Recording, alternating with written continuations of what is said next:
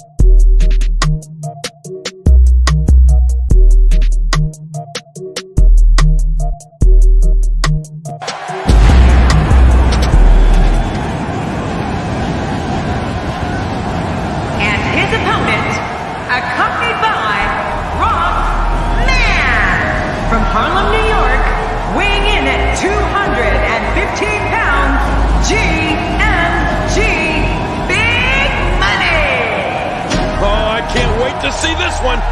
These two have been waiting for this one for quite some time, and to be honest, so have I.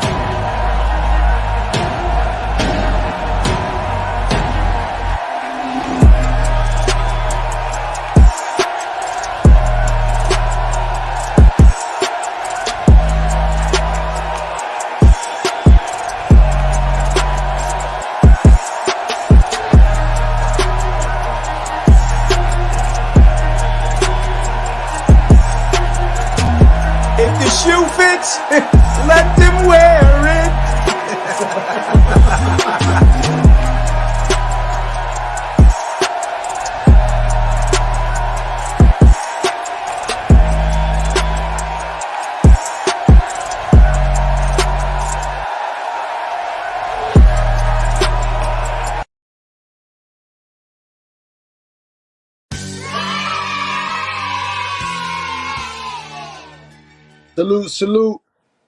Salute, and welcome to class, gang. Welcome to class, guys.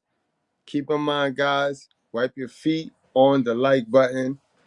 Be advised, we doing something special tonight, guys. Don't be triggered. Don't be alarmed, guys. You know what I mean?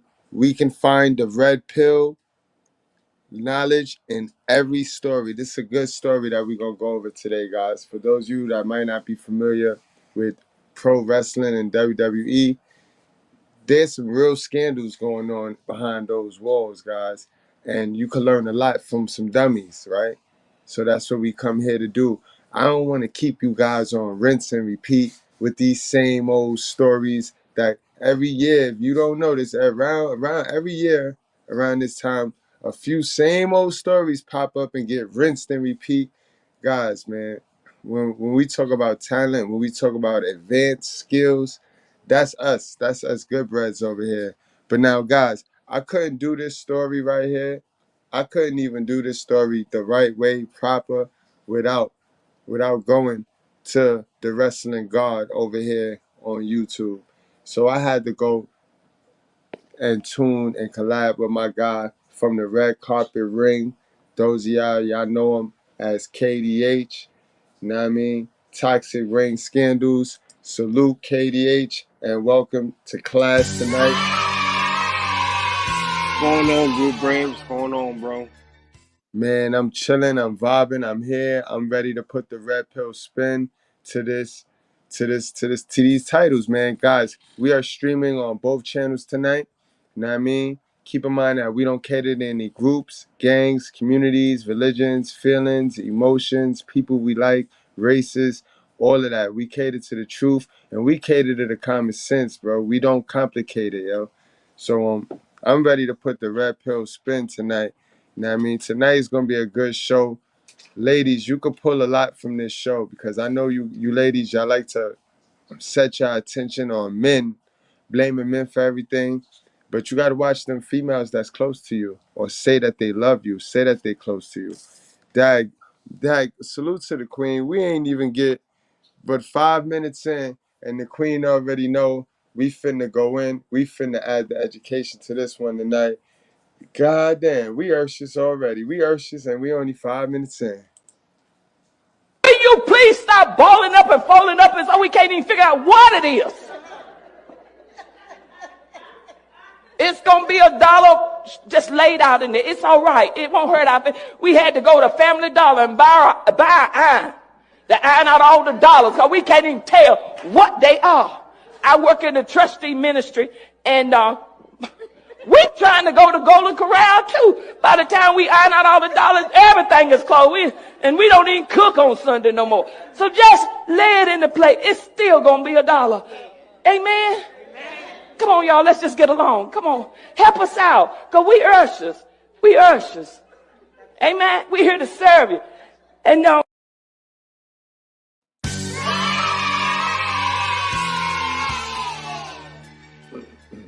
So yeah, guys. So we Urshus.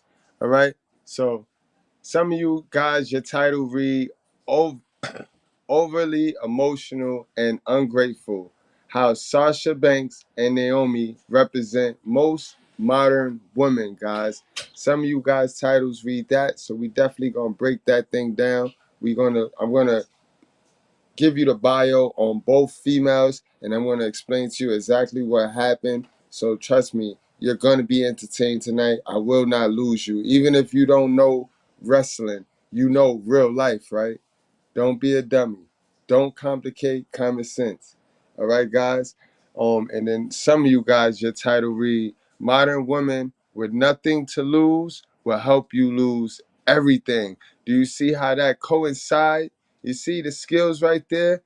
God damn, my God zone. My God, we Urshus again. We shit zone. You got me feeling like this one too. I believe I can fly. But we Urshus. Will you please stop balling up and folding up as though we can't even figure out what it is? It's going to be $1 just laid out in there. It's all right. It won't hurt our feelings. We had to go to Family Dollar and buy iron. To iron out all the dollars because we can't even tell what they are. I work in the trustee ministry and we're trying to go to Golden Corral too. By the time we iron out all the dollars, everything is closed. And we don't even cook on Sunday no more. So just lay it in the plate. It's still going to be $1. Amen. Come on, y'all. Let's just get along. Come on. Help us out. Because we Urshus. We Urshus. Amen. We're here to serve you. And no.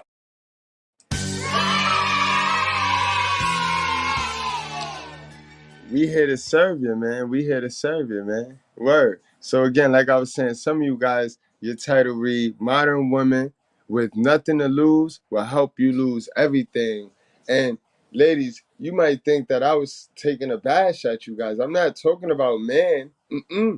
Not in this story. You will see that a modern woman will help another modern woman lose everything. And that's what we're here for. So, guys, let me catch you up on what I mean by modern women. Because, again, not all, definitely not some, but the majority have been manipulated, guys. I tell you, it's two type of sisters. We have two type of sisters in our atmosphere, in the atmosphere. You know what I mean? In all races, there's two types of women, guys. You have your good ones, and then you have your real ones. You see, the good ones are busy trying to be good for every other good one, so-called good one. But then you have your real ones, and the real ones is the minority. Not too many real ones, guys. This is what I need y'all to understand before we go any further today. Because this is what happened today in a nutshell right here, guys. Pay attention to this. Sometimes I can't believe you. Sorry.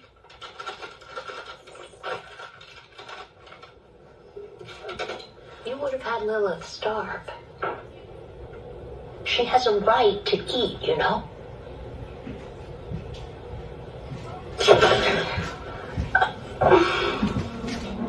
Snakes are friends to women. Since all the way back in the garden. Who's gonna say the woman? Barefoot and pregnant, too ignorant to complain. It was the kindly old serpent who saved us from that fate.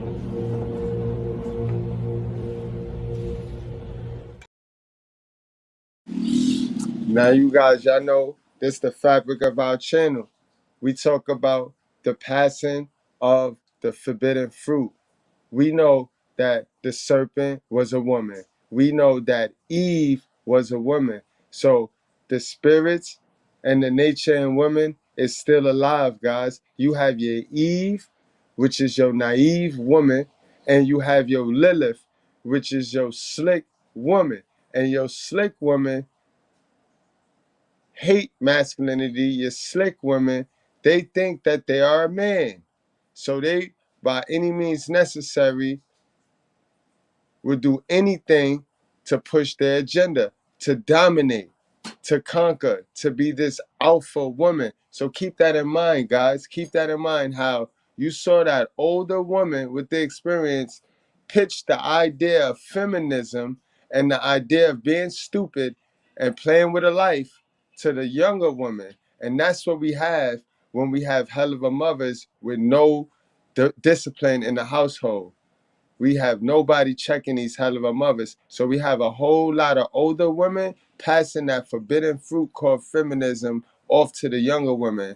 Then you guys are running into the younger women and you not knowing what to do. Y'all either playing let's pretend or y'all getting got. Y'all getting got and playing let's pretend. But let's go on and get into some content today, KDH. Do you want to add anything on that little piece that we just saw right there, knowing what we know about this story and how it's related? I think it said it all, man. It's spot on. It would make perfect sense as we watch more of the content that you're gonna put out right now, but I think that piece is pretty much spot on though. Facts on facts. So let's get a little bit on into the content, guys. Let me pull this up. Now I had to go into the back channels. But in fact, before I even get into the content, let me read a little article about what's going on, so you guys know what's. Give you a little article, a little background. All right. So we come here today to find out, did Sasha Banks, guys, the lady on the left, did she manipulate the woman on the right to leave with her and lose her job? Did she cost this lady her job for selfish reasons? And remember, I tell you, people will manipulate you to make moves that is not in your best interest. And you used to that because that's exactly what your mama did to you. Now, everything your mama told you was in your best interest for you, so to say. That don't mean they don't love you, though. But again, there's no such thing as perfect people. You know what I mean? Everybody is trying to do what they got to do for themselves. So if somebody needs you to be an asshole for them, so it's in their best interest to tell you to move from all the way in your state and move up by them so they can dummy your ass, they'll tell you that. You see, they'll give you that piece of information. And you thinking, oh, they gave me the best. That's the best advice somebody ever gave me. No, it ain't. No, it ain't. You know what I mean? You guys to stay emotional intelligent. But anyway, let's go back. Let's go back to go forward. You know what I mean? Why did Sasha Banks leave WWE? Sasha Banks and Naomi made headlines last year after walking out of WWE prior to their main event match on Monday Night Raw and made various Don't worry, guys. This is how it is in the Bronx. You know what I mean? You just hear all sorts of weird shit. I bet you that's a little car too. That's some little tiny ass car, yo. That car ain't no button. That shit a little mini car sounding like that. You know what I mean? That's what they do out here. But anyway, WWE prior to their main event match on Monday Night Raw in May, various reports have since circulated about the reasons for their walkout, with some reports even mentioning other superstars. Banks and Naomi were stripped of the World Tag Team Championship. Mind you, guys, these women were at the top of their class, if so to say. You know what I mean? They were champions. They were champions, you know what I mean? So how entitled can you get? You know what I mean? And this goes back to what I was talking about. I don't know how many of you guys saw my short on vision and the lack of vision. A lot of people walk around here with no vision and they lack a vision. And then the vision they do have be somebody else's vision, because you sit there and then you watch for everything that's posted on these apps and on social media, and you associate your feelings to that bullshit, and that become your vision. And that's not really what you want to do. See, the vision got to be deep. Your vision got to hit deep. It got to be something you want to do. That's kind of free game right there. You know how all these other fake ass coaches got you running around here talking about your purpose. Your purpose really is your vision. You know what I mean? Once you set a vision on something and you go at it, you work on completing and lining up your reality to that vision, you'll see better results in life. But it starts with a vision. And you see, obviously a lot of people don't have their own vision, because if your vision was to be a pro wrestler, right, then you get to be a pro wrestler, and then anything that can knock you off, and prevent you from being that, and that was your real vision, if that's what you wanted to do, then you get where I'm going, guys. You see why you got to set your visions. You got to have your own visions. But again, Banks and Naomi were stripped of the World Tag Team Championships after they walked out of the May 16th episode of Monday Night Raw last year. The match was scheduled to be a six-pack challenge, with the winner receiving a title opportunity against Bianca Belair. However, the match was later changed to a singles match between Becky Lynch and Asuka.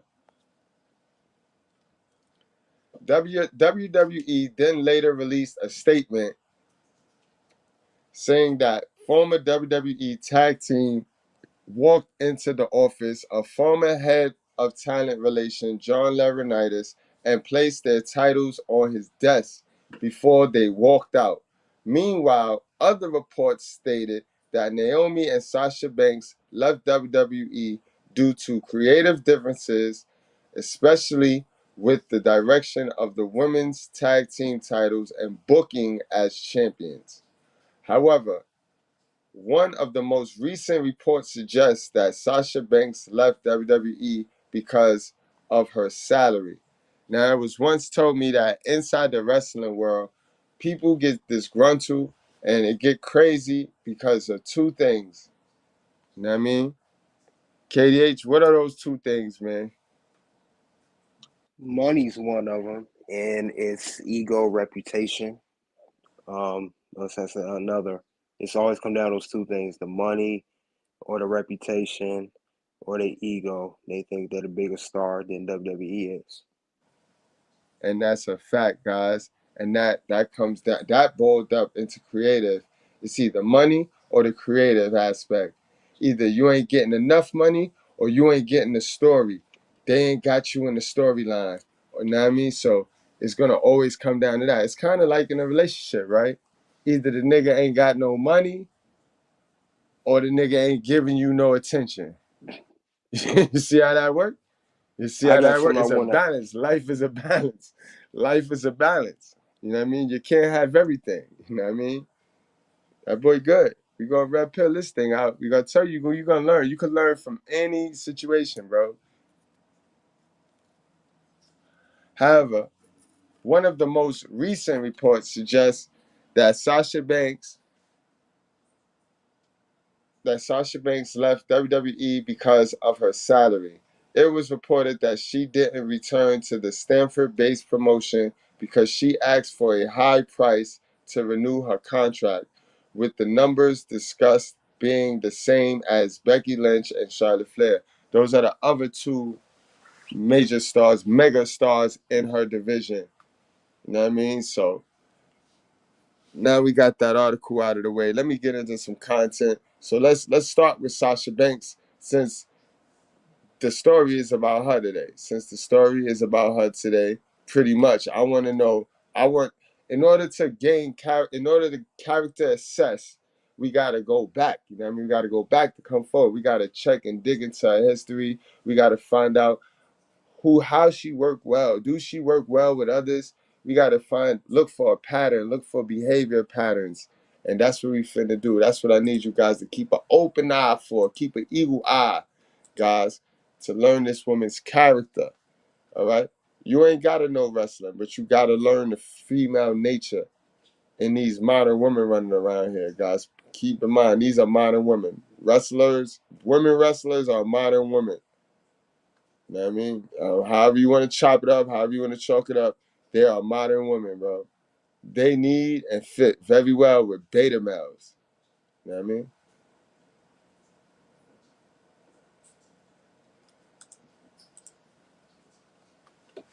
All right. Let's see what we got.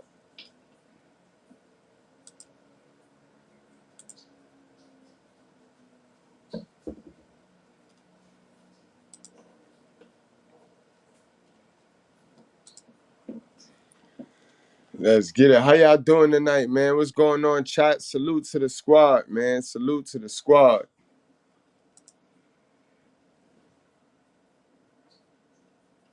I said, let me hit squad with something different tonight. Let me hit squad with something unique tonight. You know what I mean? Old punk boy, he ain't making it a challenge for us or nothing. So you know what I mean? Let me challenge myself. Let's get it. All right, guys, let's get it, yo. This is Sasha Banks, guys.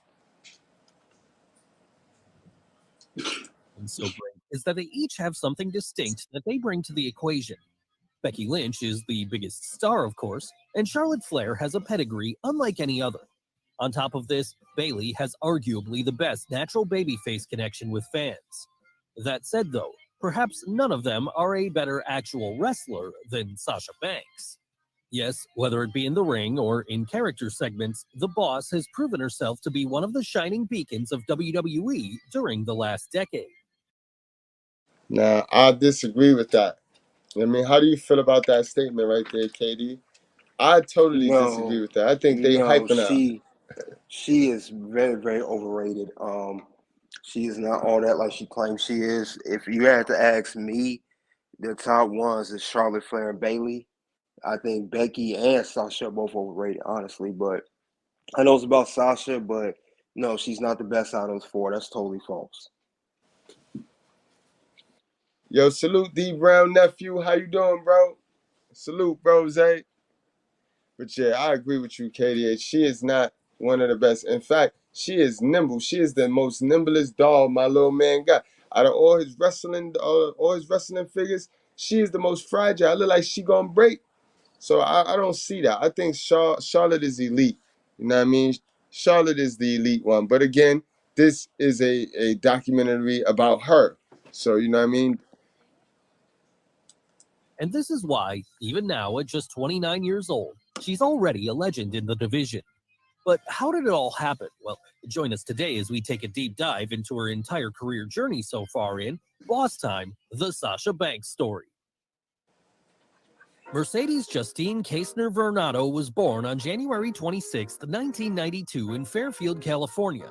And, while she would spend her initial years there, it would not be her home for long as, with her brother suffering from autism, this would mean the family would have to move around regularly so as to find suitable schools and hospitals for him. And while this would take the young Mercedes to various different places over the years, eventually she would be able to lay some roots down in Boston, Massachusetts, where she would, from there, be homeschooled. with her spare time outside of her studies usually being spent listening to K-pop music and watching either her favorite anime shows or pro wrestling. And though she would be a fan of WWE, with the late Eddie Guerrero being a particular favorite of hers, the future boss wouldn't find much inspiration from the women's side of the sport here. No, instead, she would get this from All Japan Women's Wrestling, something she would keep up on via tapes that her family. And that's key. And I want you guys to remember that, because back in the days, the women weren't getting paid as much because they didn't use the women in an athletic role. They used the women as eye candy, bro, as like a break from the action, and they'll have them in there doing all sorts of dumb shit.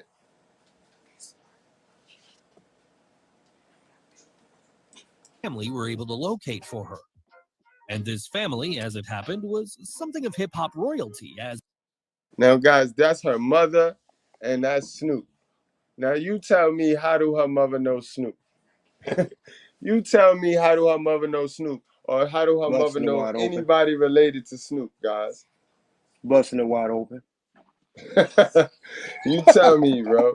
Now, I mean, remember this back in the days before the internet, when groupies was groupies. Groupies would just jump on the bus and do all sorts of shit. You know what I mean? And I mean, like, I'm not the smartest nigga in the world, but guys, y'all put two and two together. And this is how she got into the league right here. This is how she got into WWE, guys. We all know that Snoop is in the WWE Hall of Fame, for those of y'all that didn't know. Snoop makes WWE a lot of money. They make a lot of money off of Snoop, and they pay Snoop a lot of money. He's like an ambassador to the WWE brand. And, you know what I mean? He threw them a bone you know what I mean? Looking out for the cookout. He look out for the cookout. But you see that shit right there, guys. I don't make this shit up. And this is why the title is the title tonight. I wasn't even finna to play. I wasn't even gonna annoy you black women, you sisters tonight. I just put modern women. I didn't want to hear y'all mouth, because I wasn't too sure if y'all accepted her in the sisterhood or if y'all didn't, because you know how y'all do. If they good, yes. If they good, they got, meaning if they got good bad behavior and know how to hide the bad behavior, the shitty behavior, then y'all accept them. But if they wholesome, y'all don't want them. No, instead, she would get this from All Japan Women's Wrestling, something she would keep up on via tapes that her family were able to locate for her. And this family, as it happened, was something of hip-hop royalty, as, while her parents were of relatively standard middle-class stock, Mercedes was in fact first cousins with some of the biggest names in the music industry. Names that included producer Daz Dillinger, Moesha star Brandy Norwood, singer Ray J, and of course, legendary rapper Snoop Dogg. Yo, now they mentioned every black nigga that ran drugs that we know that was in that sold drugs. And clearly she's a white bread. You know what I mean? You know what I mean, guys, you gotta don't be missing the facts, bro. Don't miss the facts, bro. And it was Snoop who would help to feed her early interest in wrestling, as, a fan of WWE himself, he would regularly take her to shows when she was a kid, with them even being in attendance at the Eddie Guerrero tribute show on November 14th, 2005, something which the youngster would talk about later on in life as being a bittersweet moment, given the fact that she didn't know Eddie had died until she got there that night. Still, getting to see her favorite pastime up close and in person was enough to feed her passion, so much that by the time she'd left school in 2008, the future women's champion would begin training in the craft herself, with her doing so at local Massachusetts promotion Chaotic Wrestling. And quickly taking to this then, she would end up making her debut soon after that, as she started going by the ring name of Mercedes KV, forming an early alliance here with fellow up-and-comer Nikki Rocks. But that wouldn't be the most noteworthy moment during this part of Mercedes' career, however, because it would also be here that, while working a number of intergender matches, she would find herself on the opposite side of the ring from Kid Mikaze, real name Sarath Khan. And these two would quickly hit it off, as it turned out, with their in-ring chemistry quickly blossoming into a romance from there, as before long, they would become an official item. But not satisfied with just personal life successes, Mercedes had soon made it her goal to win a world title in Chaotic Wrestling too, And come December 2nd, 2011 then, after having spent some time picking up new additions to her arsenal in the likes of New England Championship Wrestling and the National Wrestling Alliance, she would finally be able to return to her home base and beat her by then heated rival Alexis so as to take home the gold for the first time. After that, she would rack up successful defenses against the likes of Barbie, Luscious Latasha, and Mistress Belmont. In fact, so dominating was she here that, by the end of her reign, she would have held on to the belt for a record 259 days, with her only losing it in the end after she was forced to vacate. The reason for this being that she had been signed up to a developmental contract with WWE. Yes, in June of 2012, the rising star had attended a tryout camp for the New York promotion, and, impressed with what they'd seen there, WWE top brass had invited her to return and become part of NXT going forward, with this being the place. Guys, she got the little kid body, but don't she look way better natural than she do in that thumbnail with that European beauty shit that they do and make themselves look like a little tranny? She look way better. She look more real as a woman, natural, than she do with all that bullshit on, guys. Way better, way better. I agree.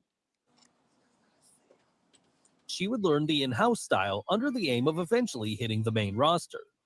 Of course, at this point, women's wrestling within the company was still very much stuck in the Divas era, with the biggest pushes usually being based less on skill and more on who had the most model-like looks. That would begin to change around the time of Mercedes hiring, however, as it was then that, looking to reinvigorate the division by placing more of an emphasis on wrestling, Triple H had scoured the indies, looking for the top female talent available. And as one of those top talents, the Boston Girl, who would now be rechristened as Sasha Banks, with her quickly setting out from there to prove that she was worthy of this position, as she had some great early matches against the likes of Paige and Alicia Fox. Not long after this, and she would even find herself challenging for the NXT Women's Championship. However, this was a belt she would not get to win just yet, because before she did, she would come into contact with three women who would, in many ways, go on to define her career thus far. Yes, while Sasha was rising up the ranks of NXT, so were Charlotte Flair, Becky Lynch, and Bayley. And so it only made sense that these four would soon become intertwined in storylines, as each of them were vying to be the new face of women's wrestling. And seeing her star threatening to be overshadowed around this time then, Banks would turn heel not long after this, with her from there developing her main event level gimmick of the Boss, a cocky and arrogant heel who knew full well that she was better than everyone else and wasn't shy about showing it. But not content with just having the best gimmick on the roster, Banks would also add some backup to her ranks at this point in the form of Charlotte Flair herself, with these two from there entering into a heated feud with top babyface Bayley. And of course, needing some backup of her own then, Bayley would eventually forge a partnership with Becky Lynch, with all four women eventually taking part in a tag team match after that on the July 3rd, 2013 episode of NXT, so as to finally settle their beef. Of course, after losing that night, Sasha and Charlotte would end up parting ways, but this would not be the end of their story as it turned out, because in the months that followed, they would start a feud with each other, one that constantly found the other horsewomen being interweaved into it as well. At one point, Becky Lynch would turn heel too, aligning herself with the Boss after she had beaten Bayley in a match. And come December 11th's takeover Our Evolution, Banks would even get another shot at the NXT Women's title, a title that was then being held by Flair herself. But while she wouldn't win the belt on that night either, she would put on yet another fantastic performance, one that ultimately earned her a rematch on the January 15th, 2015 episode of the Black and Gold brand. Unfortunately, that night would end with a loss too, though, after an interference spot from Lynch led to Sasha getting disqualified at the close of the bout. And this would ultimately result in dissension forming. Yo, if y'all see a pattern right here, she fall under the umbrella of bad timing. It was too many girls. It was four great talent. So she never had a chance to be that it girl that she wanted to be and that they gassed her up to be. But then they had to go when they wasn't gassing her up, they had three other girls that they had to pump up. And I Yeah, think that's what she's a victim of. She a casualty of that. yeah. I was gonna add something too, Goodbread. earlier with that story that you put of the walking out, it was also a reason that they walked out too, because they was going to split that tag team up of Naomi and Sasha, and Naomi was going to beat Sasha to get a shot at the women's championship. So she also got mad because she was going to lose. Yeah, you know, that was her ego that I mentioned earlier. So I just wanted to add that side note. Side note. So yeah, remember that. Remember that. We character building, guys. We just building the character. We going over the characters so that we can answer the question tonight. Was this women manipulation or was this woman empowerment? Because some of you guys gonna be like, you know what? She empowered that girl because they was taking advantage. The white man, he was using her, and you know what I mean. Even though she was taking all these checks and cashing them, and she was good, and her husband, he was taking all these checks and he's cashing it. But you got the one lady who just disgruntled and will use you because she ain't got nothing to lose. Sasha Banks got nothing to lose, guys. See, her husband ain't got a championship. Her husband is not an active wrestler. You know what I mean? She ain't got nearly the amount of things that Naomi had to lose. But some of y'all might say, yo, they stood up for what's right. They stood up for what's right. So, you know what I mean? We just want to answer the question today. You know what I mean? It's going to be a good topic, good debate. Let's finish character building first, though, before we make our assumptions. Between the two heels, as, by now, it had become clear that all four would eventually have to settle things in a match. And that match would come at February 11th's TakeOver Rival, where all four horsewomen would finally meet in a fatal four-way match for the NXT Women's title. Of course, it was also on that night that, finally, after pinning Charlotte at the 12.5-minute mark, the Boss would reign supreme, lifting the women's title above her head at the end of the night, as she from there proclaimed herself to be the champion. After that, she would further prove that she was the best as she put on a string of excellent title defenses against the likes of Alexa Bliss and Becky Lynch. In fact, by then, her reputation was beginning to grow so much that, despite being a heel, many fans had actually started cheering for her, with her in-ring skills being too much for them to ignore. Allegedly, the legendary Shawn Michaels, arguably the greatest wrestler of all time, would even tell Banks backstage one night around this time that she was his favorite performer on the roster. And of course, this all led to her making history not long after this when, at the August 22nd TakeOver Brooklyn show, the Boss would face off against Bayley, with the two from there going on to have arguably the greatest match in NXT history, and certainly the greatest women's match ever seen in a WWE ring at that. That's a fact. That's a whole 100. I ain't gonna take that away from her. That they put on a great ass performance that night. Word up, I watched that. KDH, you saw that match? I never saw the whole match, but that's that is arguably the best women's NXT championship. I know it was voted by PWI for match of the year, so I'm aware of it. That's the last woman standing match that they had, Bayley versus Sasha in 15. So I'm aware Yeah, of it. yeah. Yeah, yeah, I'm aware of it. I didn't never watch the whole match, but I need to watch it. It's got me thinking about watching it now. Facts. That might be one of them joints you might have to pull on over to the channel and do the Rumble thing, like how you be doing. Yeah. Yeah, also check out Toxic Rain Scandal, my channel. Also Red Carpet Rain on YouTube, Facebook, Twitter. I'm on Rumble too. If you guys want to check out the wrestling reactions to live stream events and regular videos about past and present wrestling content you can do. If you want to sub, that's cool. If not, that's cool too. I won't get upset if you don't sub to me. So it's all good. All right, bro. That point. And while on that night Sasha would lose, this ending her title reign at 192 days, things would not end there, because as a result of the massive amounts of praise that was later heaped on the bout by both critics and fans, a rematch would be set for October 7th's TakeOver Respect, with this one not only being the first Iron Woman match in WWE history, but also the first time the women would ever main event a WWE-promoted pay-per-view event.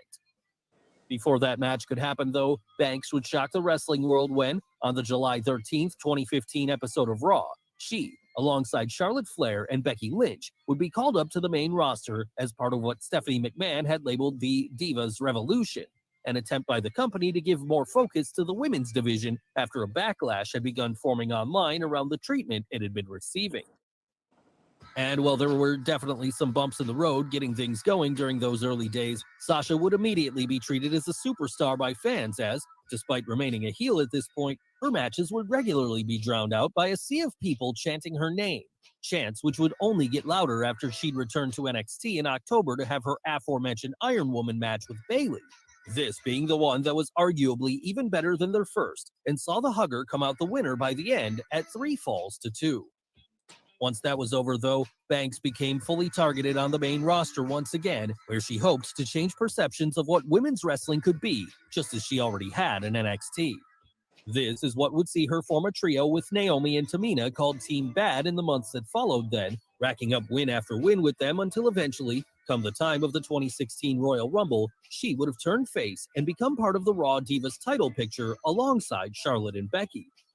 And this battle to see who was the best would eventually get blown off at WrestleMania 32 on April 3rd of that year, where in front of WWE's legit biggest ever crowd, Sasha would come out to a hero's response, being sung to the ring by her cousin Snoop Dogg and looking like an absolute superstar in the process, as she adorned herself in Eddie Guerrero-inspired ring gear.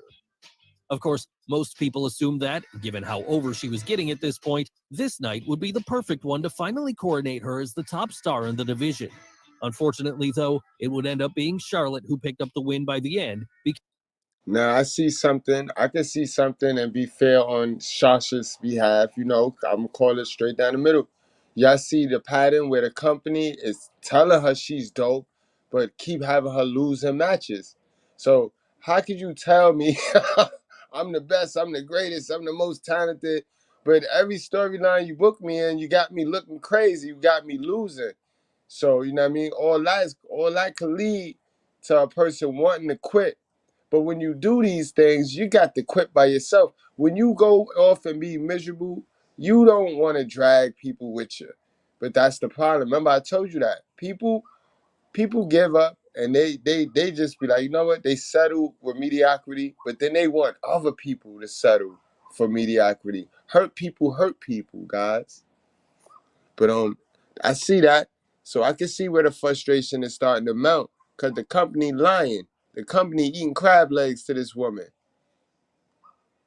Becoming the new Raw Women's Champion, as from there, Sasha was forced to enter recovery mode while she regrouped and began making plans for what she would do next. And part of these plans would be to get married, as it happened, because while taking a sabbatical after WrestleMania, she would tie the knot with Sarath Khan, the two making the hectic life of being active wrestlers work for them from there, as Sarath would retire from the ring around this time so as to become a backstage costume designer for WWE, this allowing him to travel on the road with his new wife and see her on a daily basis. Back in the ring, though, Sasha would soon be ready to make her triumphant return, with her eventually coming back in June that year to restart her feud with Charlotte Flair, who had by then picked up a lackey in the form of Dana Brooke. And wanting to even the score then, the boss would bring in some backup of her own for her And guys, y'all did peep that, right? What I told you these wrestling women are alpha women. So they set and fit for a beta male. You saw her husband. You saw a little soft ass her husband.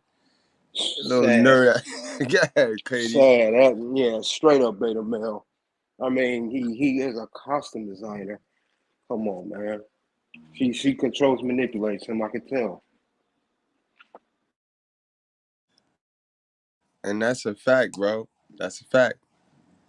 Tie the knot with Sarath Khan, the two making the hectic life of being active wrestlers work for them from there, as Sarath would retire from the ring around this time so as to become a backstage costume designer for WWE, this allowing him to travel on the road with his new wife and see her on a daily basis. Back in the ring, though, Sasha would soon be ready to make her triumphant return, with her eventually coming back in June that year to restart her feud with Charlotte Flair, who had by then picked up a lackey in the form of Dana Brooke. And wanting to even the score then, the boss would bring in some backup of her own for a tag match against Flair and Brooke at July 24th's Battleground, with this surprise teammate ending up being her old friend Bailey.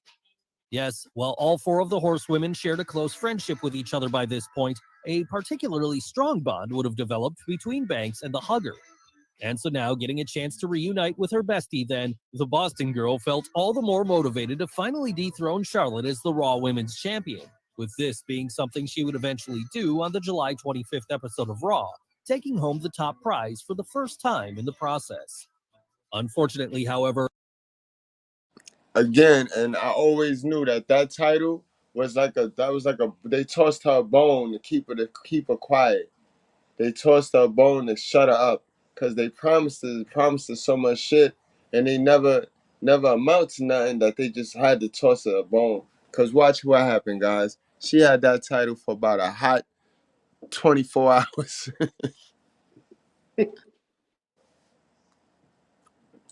this would start a repeated trend that saw Sasha able to win titles just fine, but not be able to defend them successfully when push came to shove.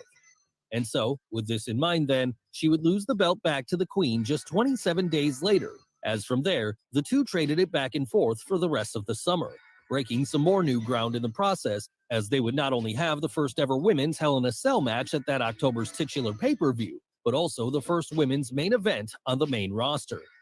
In the end, though, despite Banks being a three-time champion by the time this feud had run its course at the turn of the year, it would end up being Charlotte who came out on top overall, as she would win the blow-off match between the two at December 18th's Roadblock End of the Line.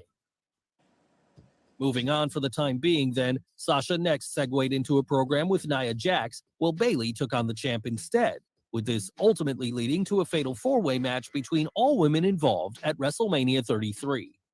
And after that, the boss would reset her sights on becoming the Raw Women's Champion again, challenging the then title holder Alexa Bliss at August 20th, 2017's SummerSlam pay-per-view.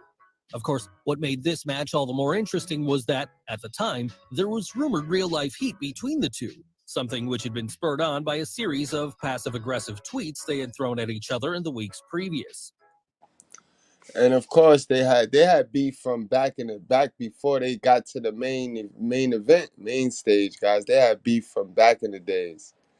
You know what I mean? From the developmental stage, because remember, Sasha ran with the in crowd, and Alexa, she didn't have no in crowd, because Alexa she don't have the wrestling background, she don't have the wrestling family, she don't have connects.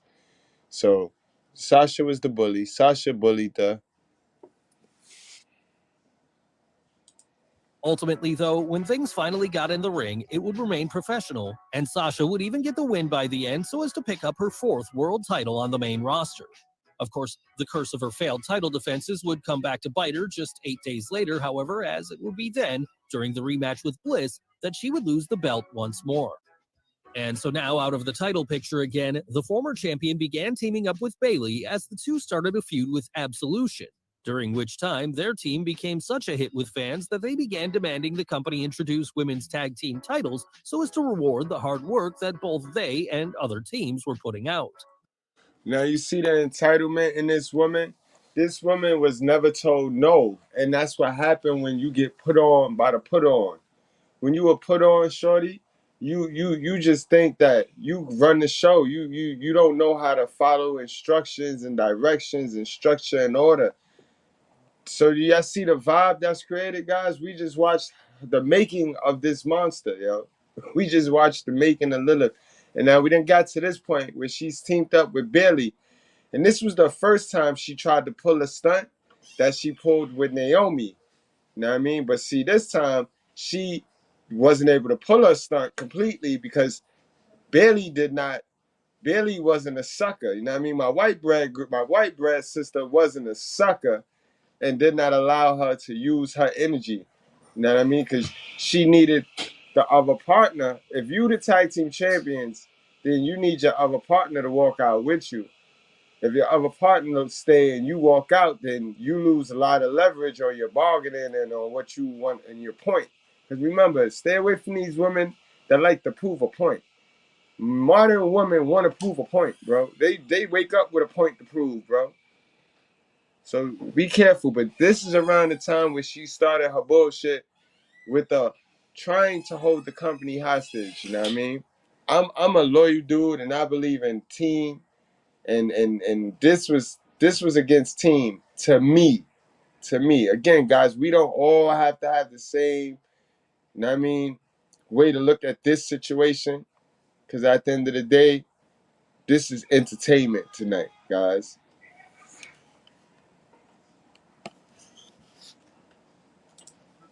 Before that would happen, though, Banks would spend the start of 2018 racking up even more firsts when she became the inaugural entrant in the first ever Women's Royal Rumble match that January, lasting almost an hour in the ring that night before being eliminated. And after that, she would take part in the first ever Women's Elimination Chamber a month later, too, with this being the bout that would see cracks begin to form in the bond between her and Bayley. Yes, it seemed like the two were finally headed for a breakup, and in the weeks that followed, WWE would tease this even further, as they had a number of brawls together, with this all leading to them being sent to a counselor together where, in a series of skits, they would ultimately mend fences and reunite, the duo now formally going by the name of the Boss and Hug Connection going forward, a reference to the legendary Rock and Sock duo from the late 90s. And so now on the same page once more then, the Boss and Hug Connection would once again rise up the tag team ranks, with this eventually seeing them get a spot in the February 17th Elimination Chamber match to crown the inaugural Women's Tag Team Champions, a match they would of course win as they from there started their reign at the top. Sadly though, come WrestleMania 35 in April of that year, they would lose these belts to the Iconics, with this being something that allegedly left the two feeling disheartened backstage as they believed that there was still so much they could do during the run to establish the new titles. But of course, the truth was, it wasn't just this incident that had caused Sasha to get upset, as she'd been feeling burned out for quite a while before that. Exactly. So because you feel burnt out, because you in a funk, you just to sabotage everything. You just to pull everything down with you. KDH, you want to add something to that right there? Because this was the first time, this was the first incident. This was the first time I realized this chick is crazy, bro.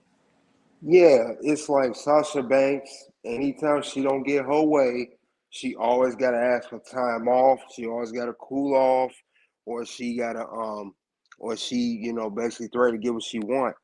And you kind of saw it in that documentary. If you went back when she got married, she didn't just take up time off and get married. She got angry because she didn't get what she wanted then, and it's a pattern.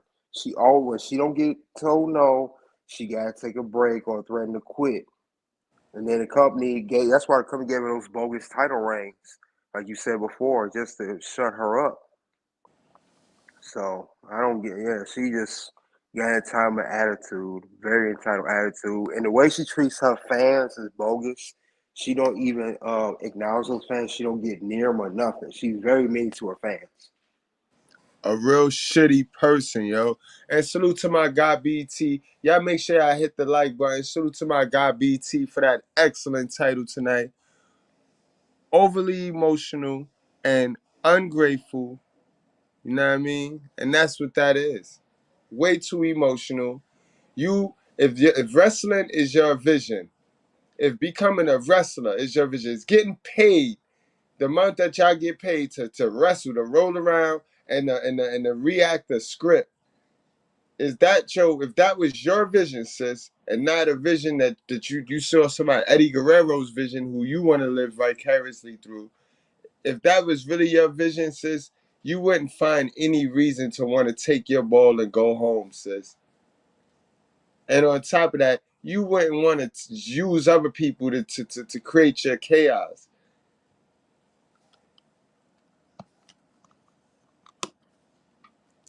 Hell, even when she got to challenge Ronda Rousey for the Raw Women's title earlier that year, there seemed to be a spark missing from her eyes that had been there back in her NXT days. That was why, after Mania 35, the boss would go directly to Vince McMahon and ask for a release from her contract. Not willing to throw away one of his biggest female stars so easily, however, Vince would instead tell her to take an extended hiatus away from TV so she could deal with the depression and And that be the problem with the talented motherfuckers, yo. These niggas don't be knowing how to deal with rejection. They don't be knowing how to take no. No for an answer, yo. Some of you dudes do that too. Some of you basketball stars with the good talents that can shoot the 3-pointers and shit. Y'all niggas act goofy. Like, look at how John Morant run around here, bro. Because everybody slap him on the wrist because they use him for what they use him for. Because they know they got talent, so they could use him. So they never violate him like how they violate somebody that they can't use or can't make money off of. They never check the person with the bad behavior when they can make money off of them. Personalization that she was going through.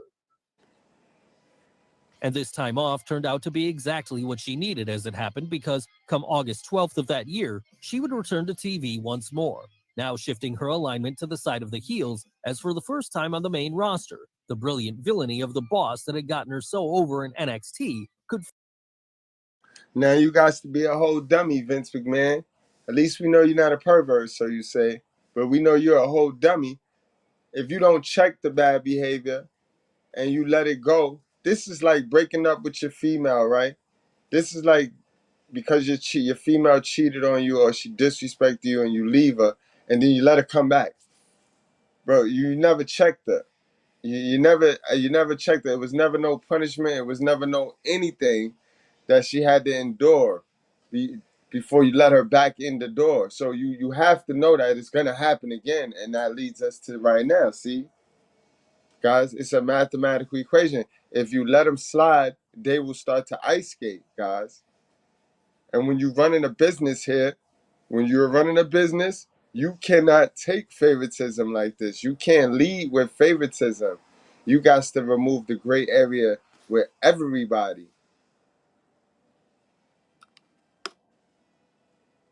finally be unleashed on Raw. Of course, many saw this change in attitude coming, but what they didn't see was that the perennial babyface Bayley would also turn heel not long after this too, with the two friends from there resuming their partnership, only now from the dark side, as they became the scourge of the women's division on both the red and blue brands for the next couple of years.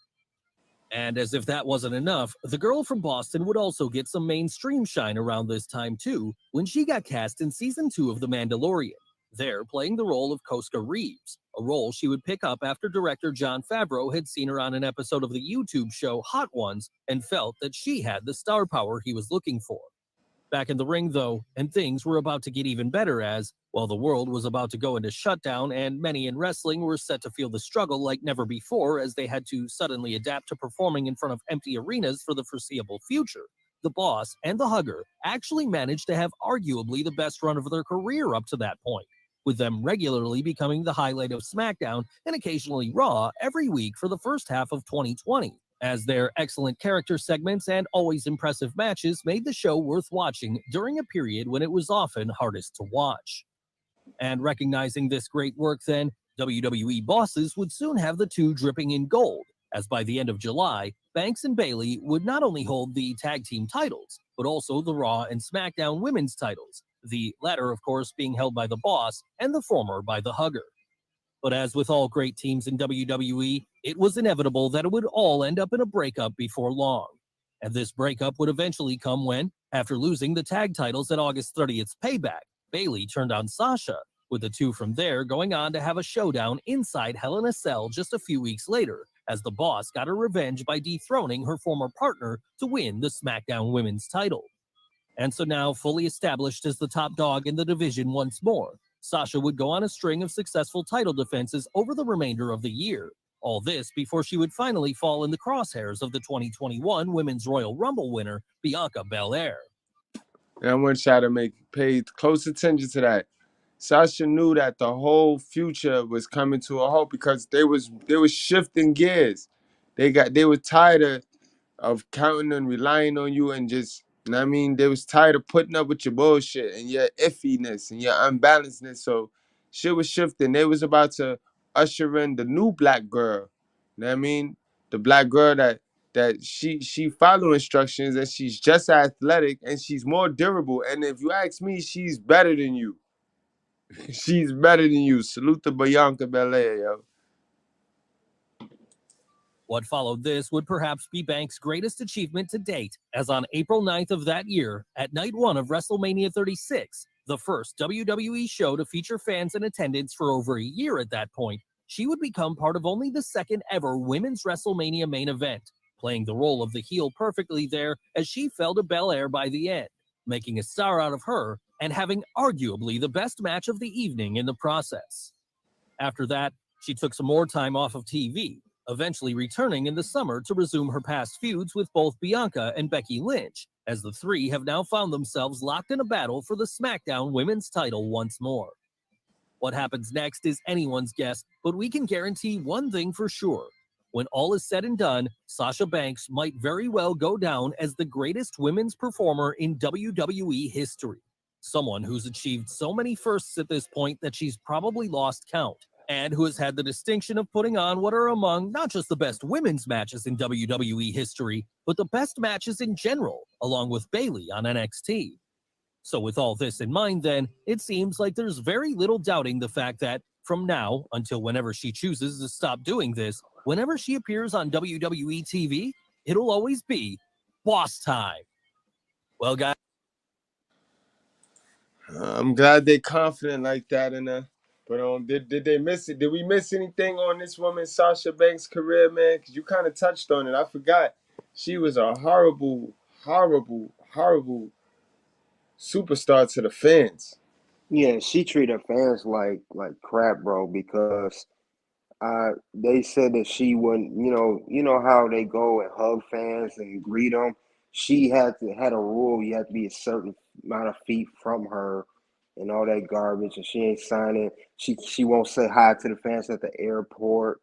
Very very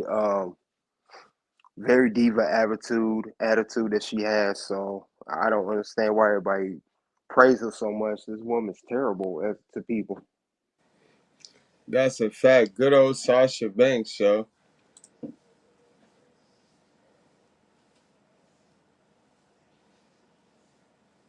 Now, why do all women do that, yo? Why do all women do that? Why do girls do that when they drunk, yo? And then they yell, "Hey!" You know what I mean? You can't. They say we not all the same. Don't put us all in one category. But why do they all do that? Like, look, ain't it funny how you could go from meme? You can go from meme to actuality, yo. From meme to actuality, bro. Why do they do that, yo? Hey, hey. I be goddamn, yo. You can't make this shit up, bro. You can't make this shit up, KD, man. All right. No, you can't. So now, let's go into Naomi. Good old Naomi. Let's go into Naomi so you guys can see. Because what I want you to pull from this, guys, I want you to see how you just saw Sasha. You got a chance to understand her childhood traumas, her mindset, how she rocked. Now I want you to see Naomi. And they're two different types of black women. I do not see what they have in common at all. You know what I mean? This is why I always say this lady manipulated this one. Remember I showed you guys. Let's watch it again before we go into Naomi. Keep in mind, now that you saw Sasha, you're about to see Naomi. Naomi, to me, in this instance, is the little girl. Sometimes I can't believe you. Sorry.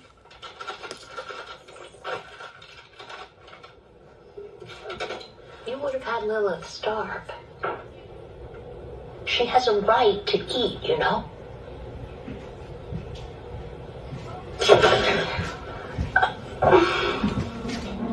Snakes are friends to women. Since all the way back in the garden and Bitch gonna say the woman. barefoot and pregnant and too ignorant to complain. It was the kindly old serpent who saved us from that fate.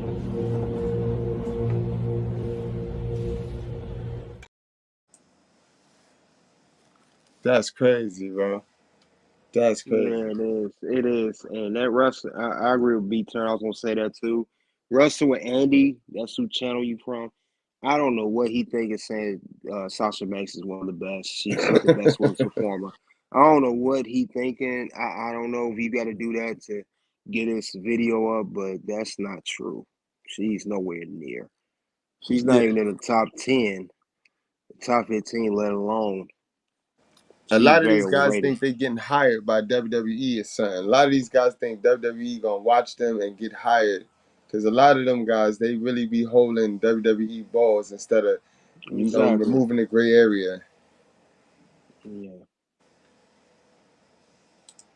They shields. They be shielding for WWE hard. All right, Yeah, guys, they this is marks. Naomi, guys. Guys, what did you think of the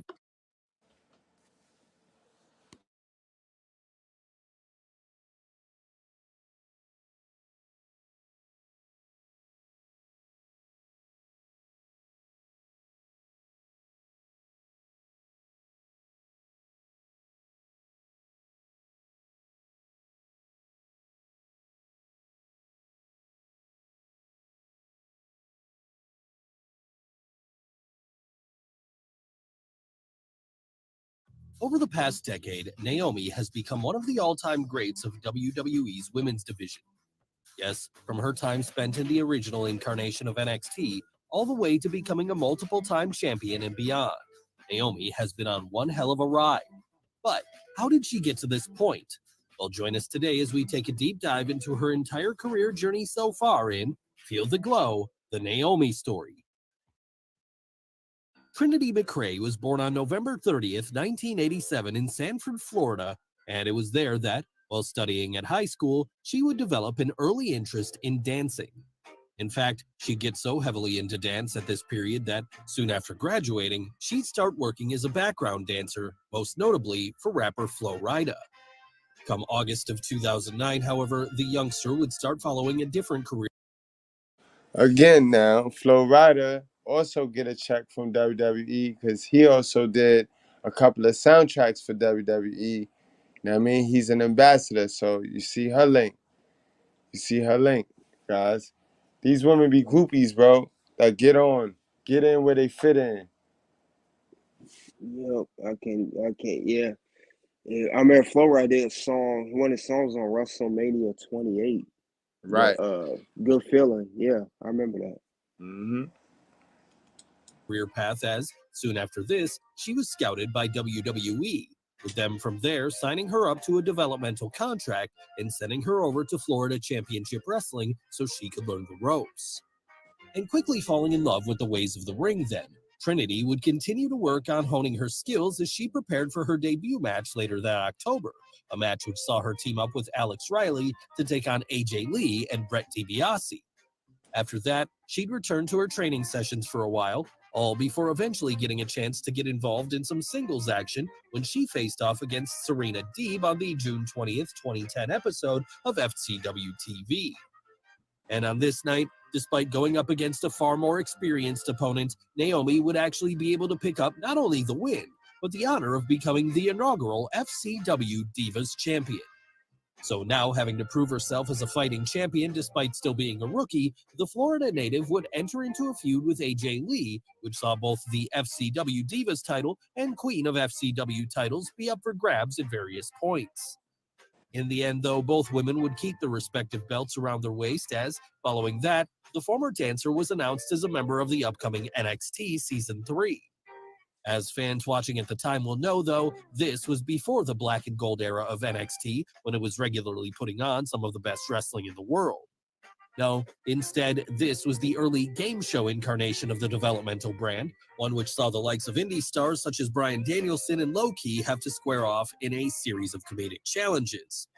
And while this wasn't exactly a big hit with the hardcore fan base, it did lead to 5 seasons worth of the format, with this third year being focused entirely around up-and-coming female prospects. Among these prospects then were rookies such as AJ Lee, Caitlyn, and of course Naomi herself, with the latter being allocated technical wrestling wizard Kelly Kelly as her mentor throughout the show. So, with the power of Kelly's knowledge driving her forward, the Florida girl would start racking up wins against her fellow contestants in the weeks after, whether this be in the form of quick in-ring victories or by completing challenges before her opponents could. And ultimately, this would see her become one of the final 2 left during this last week of the show, with the only woman left standing in her path at this point being Caitlyn. But despite how much she'd managed to improve herself in such a short space of time, Naomi would fail to win the final fan vote, leaving her to finish second in the competition, And to make matters worse, after this,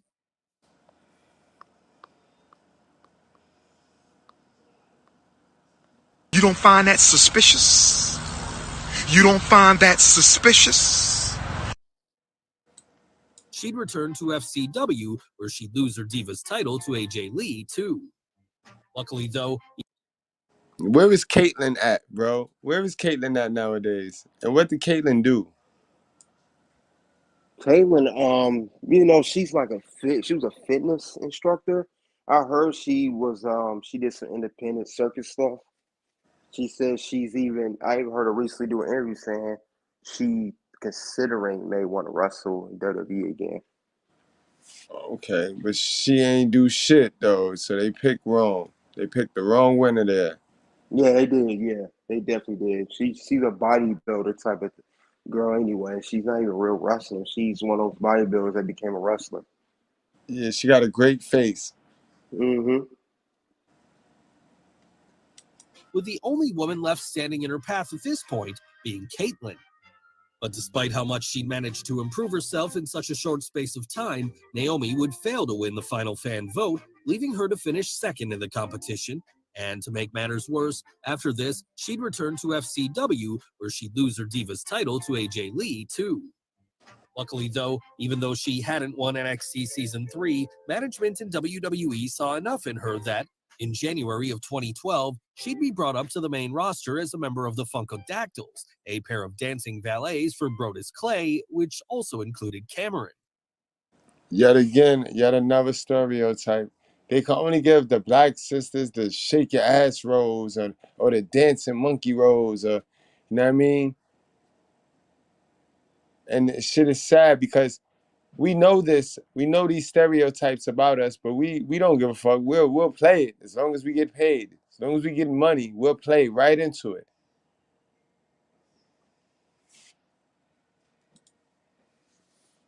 And this wouldn't be the first time that Naomi and Cameron had worked together as it happened because, well, in FCW, the two had briefly teamed up as the Booty Poppin' Dance Group, together picking up wins against the likes of Oksana, Maxine, Leah West, and Eva Lise.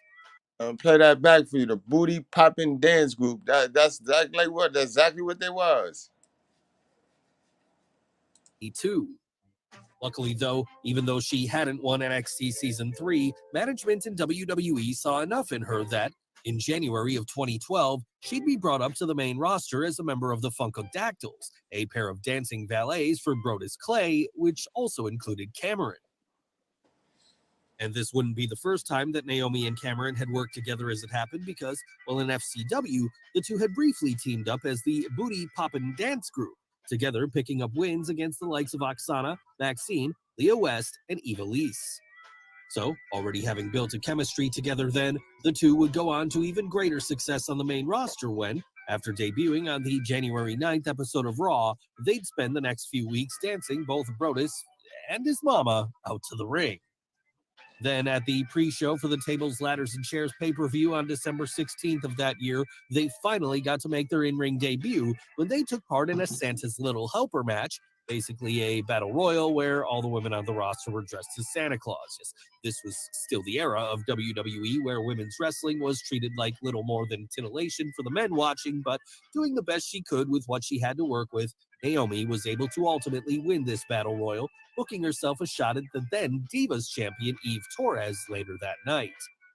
Unfortunately, though, when the time for that match came, the rookie's lack of experience would prove to be her downfall, as she would fail to win the title, with her from there instead being forced to return to tag team action as, in the weeks and months that followed this, the Funkadactyls would begin a feud with Tamina Snuka and Oksana. And this would all eventually lead to a tag team match between the two sides on the February 6, 2013 episode of Main Event, a match that the two dancers were able to win in the end.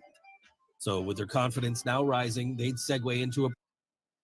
My man, salute to the king, King Grove. No doubt, to King my Groove. guy. Salute to King Groove.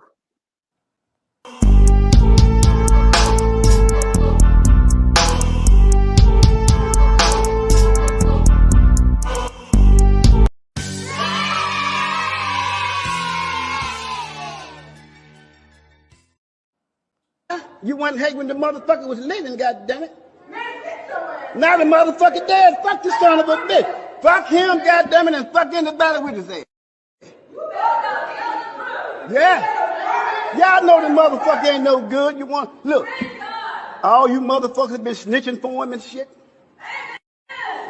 Now you standing up in here and goddammit talking about preach it, preacher, preach it, preacher.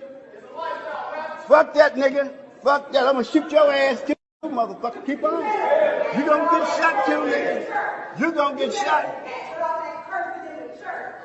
God bless the fool, goddammit. God bless the fool. Now, I'm gonna tell y'all something. I'm gonna end this goddamn thing. Look, where's that goddamn money bowl at? Who got that money bowl? I believe I can fly. Salute, and thanks, my guy. Program with the Bella twins, which saw the two teams face off on numerous occasions over the next few weeks. At one point, even getting some of the men involved too, when, at WrestleMania 29 on April 7th, 2013, an 8-person tag was booked to take place, pitting the Funkadactyls, Brodus Clay, and Tensai against the Bellas, Cody Rhodes, and Damian Sandow.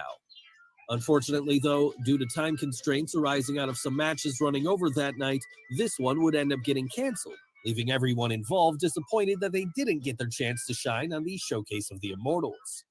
Then, to make matters worse for Naomi and her partner, soon after this, they would face off against the Bellas in the March 21st episode of NXT, there losing to them after Nikki was able to get a pinfall over Cameron. So needing some form of revenge, Naomi would face off against Brie Bella one-on-one on the April 29th episode of Raw. And there, despite the heels trying to pick up a screwy victory with the help of some twin magic, it would ultimately be the babyface who reigned victorious, as from there, she was finally able to move on to better things. These better things would see her get a chance to expose herself to a larger audience when, later that year, she would become a member of the new E! Entertainment reality show, Total Divas. And right there, guys, is where I really got a chance to see her in action, yo. And I really got a chance to see her, like, who she is. Forget the character, forget the stereotypes that WWE want to put her in. This girl is, like I told you, she had the Eve spirit, right? And it's sad because a lot of you guys don't do the work on yourself, right? Whether you get to the money, whether you get to the bag first before you even think to do work on your mind, you just go off all of your talent and that's just all you drive off of. You never do the work on your mind. So you get the bag, you think you could throw money at your mind problems, and that's false. You know what I mean? So you end up with these girls who you supposed to lead and they ask you and they look for you to lead, but because you programmed to be a sucker, bro, you programmed to be a simp, you programmed to be a mama's boy, you sit there and wait for her to lead, and then it's like, bro, she gonna end up looking across the room and seeing what them other bitches is doing, and that's what she gonna want to do. So you'll end up with a chick who is an Eve, but she's doing what Lilith is doing, bro, because you're being Adam. Do you see how that works? Do that make sense, guys? This is why it's important. It's important to do the work on yourself before you start getting into these relationships. You know what I mean? Dating is dating. When we start getting into relationships, it's a whole nother level of work you need to do on yourself. You know what I mean? A half-hour documentary-style look into the lives of some of WWE's most prominent female stars of the time. But that's not all she was doing, as around that same time, Naomi would release her first single entitled Dance All Night, with this later being accompanied by a music video released on WWE's YouTube page. Back in the ring, however, things would not be all roses, as that summer, then Divas champion AJ Lee had decided to wage war on all of the cast members of Total Divas. And her reason for doing this was that she felt them getting involved in a Kardashian-style reality show was only helping to bring women's wrestling further down and solidify the idea that it was lesser than what the men were doing. Obviously disagreeing with this, though, both Naomi and Cameron would take it to the ring on the November 22nd episode of SmackDown when they battled it out with AJ in a handicap match, there defeating her and earning some measure of revenge.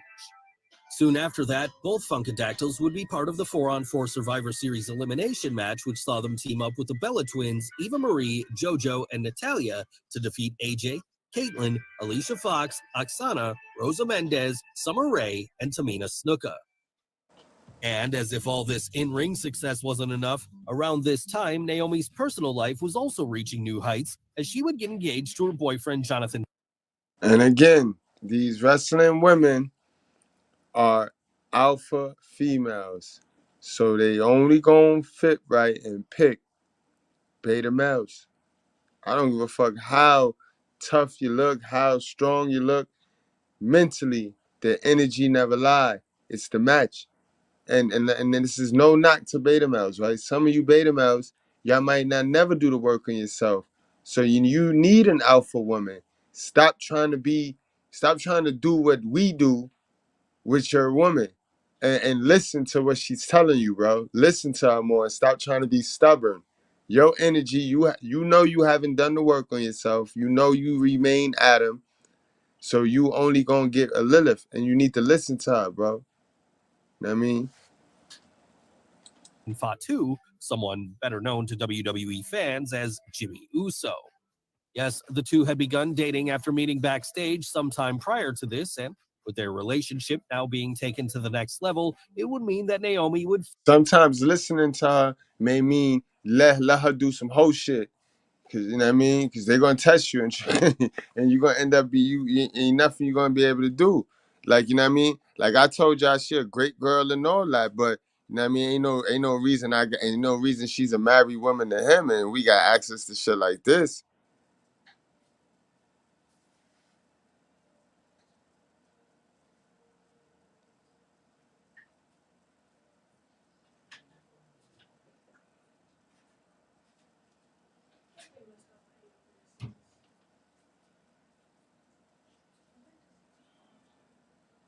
You know what I mean? Like seriously, I'm not monogamously committing to no female that got shit like that on the internet, man. I don't give a fuck. finally become part of the famed Anoa'i family through marriage once they finally tied the knot in January of 2014. But even if she was now a newlywed, it didn't mean she'd have the chance to slow down, as back in the ring, her career would take another turn when the Funkadactyls split from Brodus Clay, with this leading to them from there briefly aligning themselves with R-Truth and Xavier Woods. After that, though, an orbital bone injury would put the Florida girl on the shelf for a while, leading to her largely remaining off of TV until March of 2014, at which point she would return to take part in the Vicky Guerrero Invitational at WrestleMania 30. And despite ultimately losing that match after she was forced to tap out to AJ Lee, Naomi would soon be able to work her way up the ranks again to the point where, at June 29th's Money in the Bank pay-per-view, she'd find herself going one-on-one with then Divas champion Paige.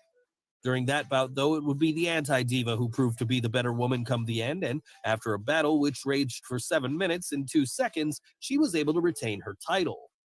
And as if that wasn't bad enough, around this time, Naomi would also find herself getting into WWE favorite storyline when her and her partner Cameron started having difficulties coexisting. Of course, by now it was clear that the Florida native was the real star of the duo, though, and so when things eventually blew up and the two had a singles match at the July 20th Battleground pre-show, it would be her who got the win. Then continuing to build on this momentum from there, she'd pick up another victory over Cameron on the September 15th episode of Raw, all before ending up being the one to get the winning pinfall over Paige during the 4-on-4 elimination match at that November's Survivor Series. Following this, her real-life relationship to Jimmy Uso would finally be acknowledged on screen when, just 1 month later, she'd get involved in his and Jay's feud with The Miz. And that would ultimately lead to her being cost a shot at the WWE Divas title when, upon facing Nikki Bella for the belt on the December 16th episode of SmackDown, she'd be distracted by The Miz at ringside for long enough to get pinned. So needing to settle things then, Naomi would team with the Usos to take on the trio of The Miz, Damien Mizdow, and Alicia Fox a number of times over the weeks that followed. Then after that was done, the former cheerleader would return to singles competition when on the April 13th, 2015 episode of Raw, she'd take place in a battle royal to determine the number one contender to the... Guys, y'all peeping it, right? You don't hear no up and down roller coaster. This girl is doing her job. You don't hear no bullshit. You don't hear no foolishness with this girl, right? Nope. You know what I mean? Because when you're a part of an organization, you follow the instructions, you follow the rules. Organizations are multi-million-dollar companies because they have rules and they have these rules in place for a reason. This is why they're able to be alone. This is why they're able to be around for 50-something years. You know what I mean? Thriving. They're able to pay you. Man, y'all doing good tonight, man. Y'all doing good tonight, man. Salute to the squad. We got my guy King Grove again. King Grove, I think I know King Grove. I think I know what King Grove won.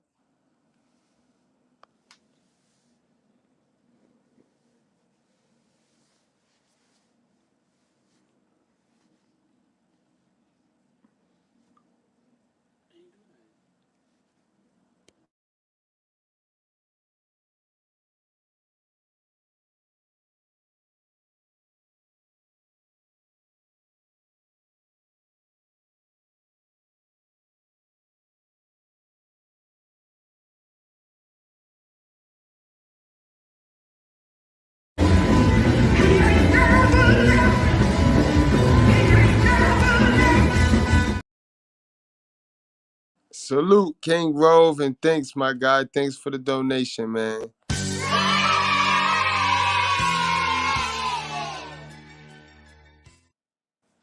Divas title. Ultimately, though, after failing to win this, Naomi would turn on the eventual winner, Paige, morphing into a heel from there as, with the anti-diva now being kayfabe injured, the Florida girl would take her place in the title match against Nikki Bella at April 26th's Extreme Rules. And when a returning Brie Bella helped her sister get the win that night, the heel would go on to align herself with Tamina as, together, they set their sights on destroying the twins and ridding the WWE of them once and for all. In the end, this would prove to be easier said than done as, despite defeating the babyface duo at March 17th's Payback, Nikki would be able to retain her title during the subsequent one-on-one encounter with Tamina. And the same thing would happen at May 31st's Elimination Chamber 2, when the champ faced off against Naomi and Paige in a triple threat match. So finally, having had enough of the Bellas running roughshod over the division, Stephanie McMahon would come out on the July 13th episode of Raw to announce that she was formally starting what she then labeled the Divas Revolution, a period which would see the women be given stronger competition and, overall, be treated as more serious athletes similar to the men. So to start this revolution off with a bang, Stephanie would call Sasha Banks, Becky Lynch, and Charlotte Flair up to the main roster. From there, letting things devolve into faction warfare as the Bellas and Alicia Fox found themselves feuding with both the trio. So keep that in mind, guys. Sasha Banks was called up, already given the platform to be treated as a diva. So see where they went wrong at? They called these 4 women up and pumped them up like, yeah, guys, we need you ladies to show them what to do and show them how to do the wrestling. And so you already got women here on your brand that are doing their best, doing what they got to do. You know what I mean? They created this confusion. You bring 4 stars up, and you telling each of these 4 stars on different times that they're gonna be the torch bearer. You only got one goddamn title. You know what I mean? At the time, and how's all of these 4 females going to be the torch bearer when you got girls already on your show, on your brand? You know what I mean? It was a recipe for disaster. That's poor management. Trio of Charlotte, Becky, and Paige, and Sasha, Tamina, and Naomi. And going by the moniker of Team Bad, the latter 3 girls would quickly become a standout of the early days of the Divas Revolution, regularly going to war with the other trios involved and, on many occasions, picking up the win by the end. Ultimately, though, at that point, it was clear the big star of Team Bad was Sasha Banks, and so, on the February 1st, 2016 episode of Raw, when she chose to leave the group, Naomi and Tamina would take it personal, attacking her from there and starting a feud which saw the Boss partner up with Becky Lynch to defeat the 2 heels at February 21st's Backlash. Following that, the Florida girls' bad luck would continue when, After losing a 10-woman tag at that year's WrestleMania 32 pre-show, she'd tear a tendon in her ankle, something which forced her onto the injury shelf for the next couple of months. When she finally did return after that in July, she'd be picked up by SmackDown as part of the revived brand extension. And so now a Blue Brand exclusive then, Naomi would debut a new gimmick for herself, one which saw her play a babyface once more, coming down to the ring with glow lights in tow, akin to that. And not for nothing, this was the best gimmick in WWE for as far as the females go. What do you think, KDH? I think this gimmick is what got a lot of females in their bag right here. Yeah, that's the same gimmick that got her the SmackDown Women's Championship. She had 2 runs with it, so yeah, it got her over a lot, and it helped the women's division at that time for the SmackDown brand. And guys, keep in mind, this is also why if the wrestling was really her vision, she wouldn't have did what she did. But again, when you're a naive person, remember the video we did earlier? And Tamika, I know she not here, but salute to my girl Tamika. She was like, "Oh, I feel sorry. I don't want to laugh, but I feel sorry." And you see, they capitalize on your emotions. They know when to catch you. Remember I tell you guys about the motherfucking emotional magicians? The motherfuckers that catch you when you at your weakest point, when you in your feelings. See, all Sasha Banks had to do was go to Naomi and remind her of the slump period, the period when there was no storylines for her, so they wasn't treating her right. She ain't gonna tell you the positive things like, yo, you got the best gimmick in this motherfucker, yo. So nah, you shouldn't quit. I got the problem. I quit. I quit by myself. You know what I mean? This lady was walking merchandise. When you selling merchandise, it don't matter if you're not in the storyline or not. You cakey, you good.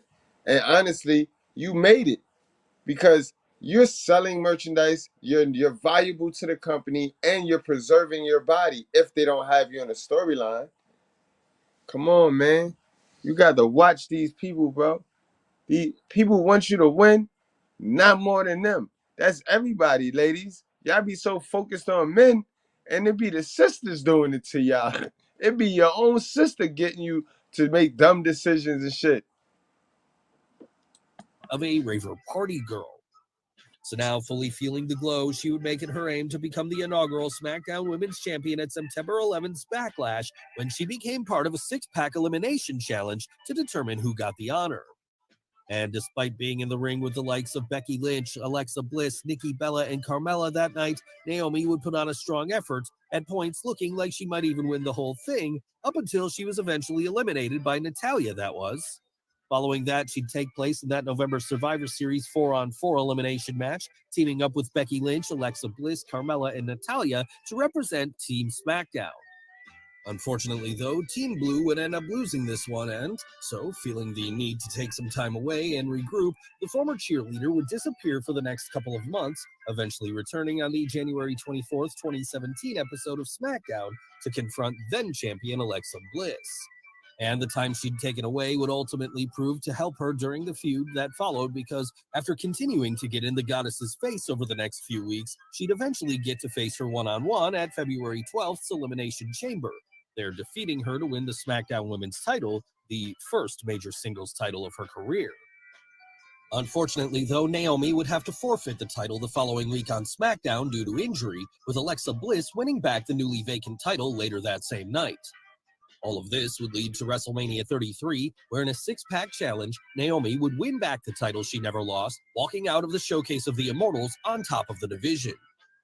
Yes, it had been a long journey in getting there, one which had seen her develop right in front of fans' eyes. And this, of course, had allowed those fans to develop a special bond with the Florida girl so that, as she continued to defend her title over the next few months, they'd be in her corner every time, cheering her on to get the win as she took on the likes of Lana.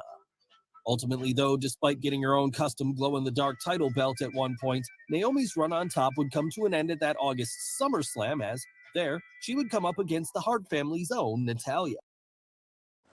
Yeah, them glow belts is still selling, bro. Them glow belts is still selling. They'll sell until they discontinue them. They own the rights to it. They own property rights to it. I want to point one thing out. I do notice one thing that is that's going on with her a lot that I see. She has she's very injury prone. She gets hurt a lot. I forgot how much she gets injured. That's the only thing I do notice about Naomi. You think that's doing too much work, like too much exercise? 'Cause you could go in the gym could damage you more than anything. Yeah, I think that's what it is. I think she always overworked herself. I think that she has so much, she tried to prove herself, make a name for herself. She always had an injury prone problem, and it seemed like it always stuck with her. Because as you saw there, she just had, when she won the title for the first time, she didn't hold on too long. She had to vacate it due to injury. That's a fact. Yeah, so and even before, if you look back when she was on NXT and when she first made it to the main roster, she was getting hurt then too. She had a tendon in her ankle that I mentioned earlier. I And forgot how much she used to get hurt a lot.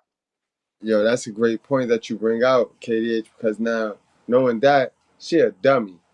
Because if you Yeah, know that, KDH, and we just fans, as they say, you know what I mean? Then you know WWE scouts, WWE doctors, they know that. This is why they're in no rush to probably get her back. They can care less what she do. They're like, oh, you yeah, quit? Okay, cool. yeah. She's in Impact Wrestling now, and I saw the interview. I don't know. I don't want to go too far ahead, but I saw the interview, and the reason she stated she went over there, I just don't buy into it. I know why she went over there. I mean, we see it right now. The way she gets hurt a lot, her stock is not high. She doesn't have very high stock, so she had to go where she had to go. Right. And she had it good where she was at, guys. No cap. You got to remember. Let me paint the picture for you guys. For those of you that don't know. Her man, her husband is tag team champion. Her husband's cousin is the world's champion. The whole family bloodline is damn near like gold heritage to WWE. This is part of the reason why Naomi was used to try to prove a point by Sasha Banks, because Sasha Banks is looking at all of this too. So she like, oh, I get what I want easy, because they're not gonna risk losing her, because all her cousins is in big storylines and this and that. So are you getting where I'm going, guys? Are you following along? You got to be careful who you running with. You got to be careful who promoting you, who pumping that dumb shit up in you. You know, when you get overwhelmed with your emotions and you talk all this crazy shit about how real you is and ain't no real bone in your body, and then you sit around these dumb fuckers who's just as stupid and lame as you, and they sit there and pump bad crack in your head. You got to get them niggas from around you, bro. Especially as guys, we let the women do it to us, guys. We let the females who just in the back of their mind, they like, this nigga ugly in spirit, mind, soul, and body. But all they got to do is say, yo, look at you, you look dope today. You look like the man. Yo, you got those Balenciagos. Yo, you the man. Pump your head up, and you tricking now. Next thing you know, you tricking, bro. God forbid the bitch say, I got this PlayStation. You're done, son. You done traded in your whole masculinity, bro. What size dress you wear? And proving to be the better woman on that particular night, then, the Canadian would be able to take home the gold for herself come the end of the bout, ending Naomi's reign at 140 days. Still, even if she had lost the belt, holding it for such a length of time had established her as a true main event player in the division, and so, following this, the now former champion would continue to play an important role on the Blue brand as, come November 19th Survivor Series, she'd take part in the 5-on-5 brand warfare elimination match, there getting to eliminate Raw team captain Alicia Fox before eventually being beaten by Sasha Banks. And hoping to bounce back from this defeat, she'd entered the inaugural Women's Royal Rumble match in January of 2018, there hoping to reassert her dominance over the division by winning the whole thing. Upon being eliminated by Nia Jax that night, however, any plans she had of going up to the main event of WrestleMania 34 were scrapped, as instead she'd have to settle for an appearance on the pre-show when she entered the WrestleMania Women's Battle Royal. But even if she wasn't on the main show, the former SmackDown Women's Champion would make the best of this spot when, after last eliminating Bayley, she'd win the match, finally getting to make up for losing the Royal Rumble a few months earlier. Then following this, she'd take part in some more firsts when, on June 18th, she'd take part in the first ever Women's Money in the Bank ladder match. Then in October, she'd be involved in the first ever women's only WWE pay-per-view Evolution, there competing in another Battle Royal. Victory in this one would ultimately prove to be out of her reach, however, and to make matters worse, during the annual 5-on-5 Brand Warfare elimination match at the following month's Survivor Series, the former cheerleader would be the first woman eliminated. So it was clear she had to shake things up again in order to get herself back on track, something she would eventually do when she began realigning herself on screen with her husband Jimmy Uso.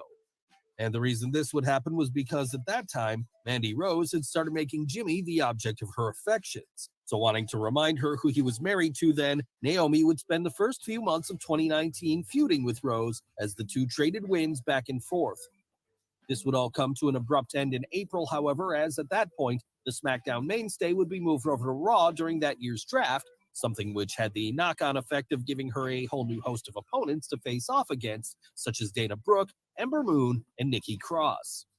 Sadly, though, much of 2019 would be spent outside of the ring for the former women's champion as, following the death of a close relative, she'd take some time away, returning in January of 2020 when she entered that year's Royal Rumble match. After that, it would be full steam ahead once more as she'd return to the blue brand to challenge Bayley for the SmackDown Women's Championship at the February 27th Saudi Arabia show Super Showdown. Then the next month at WrestleMania 36, she'd take place in a 5-way elimination match for the same title, there going up against Bayley, Sasha Banks, Tamina, and Lacey Evans. Despite her best efforts, though, she wouldn't be able to win either of these bouts, and so, needing to refresh herself once more, by October, the former women's champion would be drafted back over to Raw, and once there, she re-entered the tag team division when, at WrestleMania 37, she'd team with Lana as part of a tag team turmoil match. Following the duo's failure to earn a shot at the women's tag team titles that night, though, Naomi would once again begin a downward spiral that saw her be drafted back over to SmackDown in August of 2021. Then, to make matters worse, upon her arrival on the blue brand, she'd find herself the target of abuse from on-screen authority figure Sonya Deville. Luckily for the Florida native, however, when the two finally met in the ring in early 2022, she was able to end her streak of bad luck by defeating the heel. And riding the wave from there, she'd next enter into a tag team with Sasha Banks, as at WrestleMania 38 that April, the two would compete in a 4-way tag match for the women's tag team titles, ultimately winning come the end. So now with gold around her waist once more, it seems like Naomi is ready to dominate the women's division again. And with one of the best female performers of her generation in the form of Sasha Banks by her side, there's no reason the two won't hold on to the tag team titles for a long time to come, because as she's proven so often, whether it's as a single star or part of a duo, Naomi will always be able to make fans feel the glow every time she comes through the curtain. I bet you they wish like hell that was true, and that was not true. That was the worst person you could have put with her. You know what I mean? That was the worst person. What do you want to say about Naomi's career, man? I believe Naomi's career is done. Her leaving WWE is the worst thing she could have ever done because she was not a top female superstar in WWE. I can't see how she's going to make an impact because, I mean, it's going to be hard. She's literally starting at ground zero. You know what I mean? So she's going to have to do a whole lot. And like I said earlier, she's never been healthy. She's injury prone. I mean, I hope it don't happen, but it's a matter of time. Unless she changed her training, it's a matter of time she'll get hurt over there. I mean, you see Sasha Banks is hurt right now. I'm sorry, Mercedes Moné should go by now. She's hurt New Japan Pro Wrestling. Well, I said they don't train right. Some of these women don't train right. They do too much, and that's why they get hurt a lot. And I just don't see Naomi doing the same thing. I mean, WWE, for what I've heard, they got the best training staff, the best facilities as far as trainers and all that. The other second, third tier companies, their training ain't the same. So it's a good chance you may get hurt a lot more, possibly end your career. So it don't look good for her, in my opinion. Yep, I agree with you, bro. I agree with you. Let's move it right along.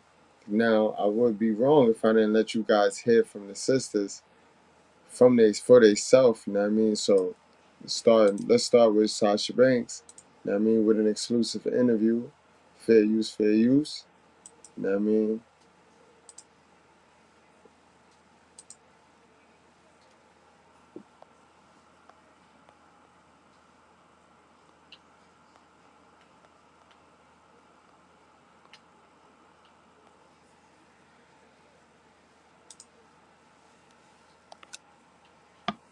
Hey y'all, welcome to the Wrestle Fan and Report.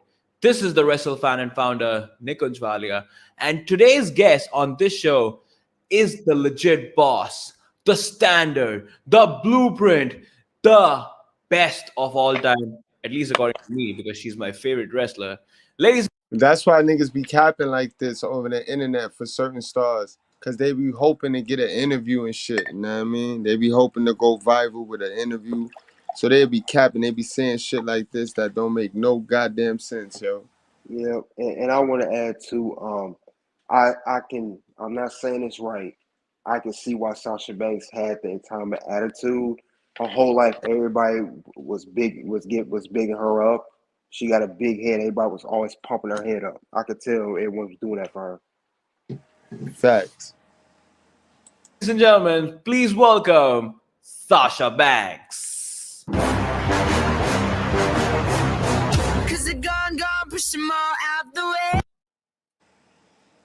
Motherfucker. The blueprint, the standard, the GOAT, Sasha Banks. How you doing today?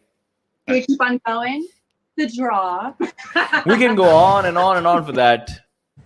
I'm great. How are you? I'm very well, thanks.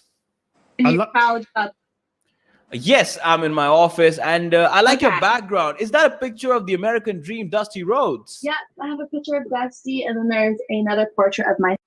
Now y'all tell me she come off phony, like, yo, she just don't come off genuine. Like, she don't have a real genuine bone in her body. Like, everything is exaggerated, and it's like she's in her own world. She's one of those people that's just in her own world, la la land, and it's just she full of shit, yo.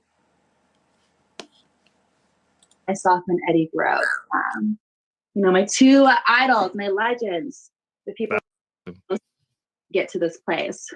Beautiful, Sasha, really. But not as beautiful as what happened this past week on Raw, with the walkout with Naomi and all the tension surrounding this, people think it's a storyline and everything. Would you like?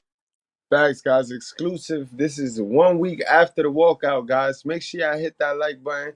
Make sure y'all share. Make sure y'all subscribe.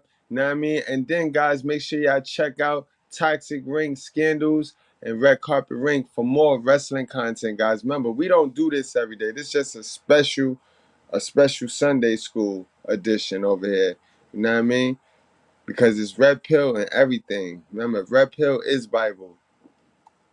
Like to get some light on this, is it been brewing for months, or what has it got to do with? Everything. But I've been really trying to focus on myself and seeing how I can use my time right now for the better of just not myself, but everybody around the world. But you can't do that when you are committed to a company. When you have committed and you have signed right here to be a part of this, you fuck over people. When you sign right here, you take money and you sign a contract to be here, and you just walk out. Like, where is the professionalism in that? And it's just it's selfish minded, and it's weak. Sasha, on the low now, sis. That's just selfish minded and it's weak. And again, sisters with nothing to lose will help other people, other sisters especially, lose it all, lose everything. Look at her. And she gonna sit her stupid ass up here and act like, oh, nothing. Mind you, she got all sorts of movie deals. She got all sorts of everything opened up for her. Naomi ain't got that. Naomi ain't got Yeah, those deals. Naomi ain't got that. yeah, she was on Kevin Hart's show too. Cold as balls. She was on there, and that's a very popular show on YouTube. She getting checks, bro. And that's what I say. Y'all fool around and put y'all vision in other people's hands, you know what I mean? And live vicariously through other people or be feeling sorry for other people or run around with this fake sisterhood shit. Them sisters in that sisterhood will jig you in your back. Remember, birds of a feather flock together into the cage. Remember that. Then it's self-preservation. You'll see how much they love you then. Same thing with you fellas, yo. See how much he your man when you send a pretty bitch through the team. Send a pretty bitch through y'all. You'll see how much niggas. Oh, that's my man. That's the big homie. I mean, keep talking about your big homie to your female. So it's really been using this time to like really be grounded. And I feel like it's the best I've ever felt. And it's kind of crazy when people are like 2020, the worst year ever. It's almost been my best of like almost restarting over with myself in the world of wrestling. Cause I feel like it's honestly the greatest I've ever felt in the ring. And I don't know whether it's like the recovery time's better and I don't have to travel anymore. It's a lot of different factors, but I'm feeling super good. I feel like I'm putting on my best work ever. And, I'm just using it for the best as it is right now until things get better. I'm just trying to make it as the best as I can be. Well, I really hope that everything works out for the best for you. And, that's why you're my favorite superstar. I always hope for the best for you. But I just want to switch gears here for a minute and, talk about Becky Lynch right here on Raw, with her being top on Raw and other. Let me talk about Becky Lynch. No. Here's an interview with Sasha Banks. So talk about Sasha Banks. Okay. Let's talk about. She let him have it. She told him. And that more of the selfish nature, yo. You dirty bitch! Look what you've done to my peonies! They're marigolds! Good God, I think she's right. They are marigolds. I may not know my flowers, but I know a bitch when I see one! You dirty... Sasha Banks, the boss, the blueprint versus Becky versus Bayley versus Charlotte. Why haven't we seen that match yet? I mean, it's a dream scenario, right? Is it? That's your dream scenario. It's not your dream match or anything like that? Apparently not. My dream is to have both. Yo, I can't stand this bitch, yo. I'm watching this video for the first time along with y'all. I watched some of it to make sure it is what it is, but I Yeah, haven't watched I'm getting more irritated. I already don't care for her. I told she got that diva prima donna attitude. And yes, BT, she is so not approachable. She is so horrible to be around. She is not a pleasurable person.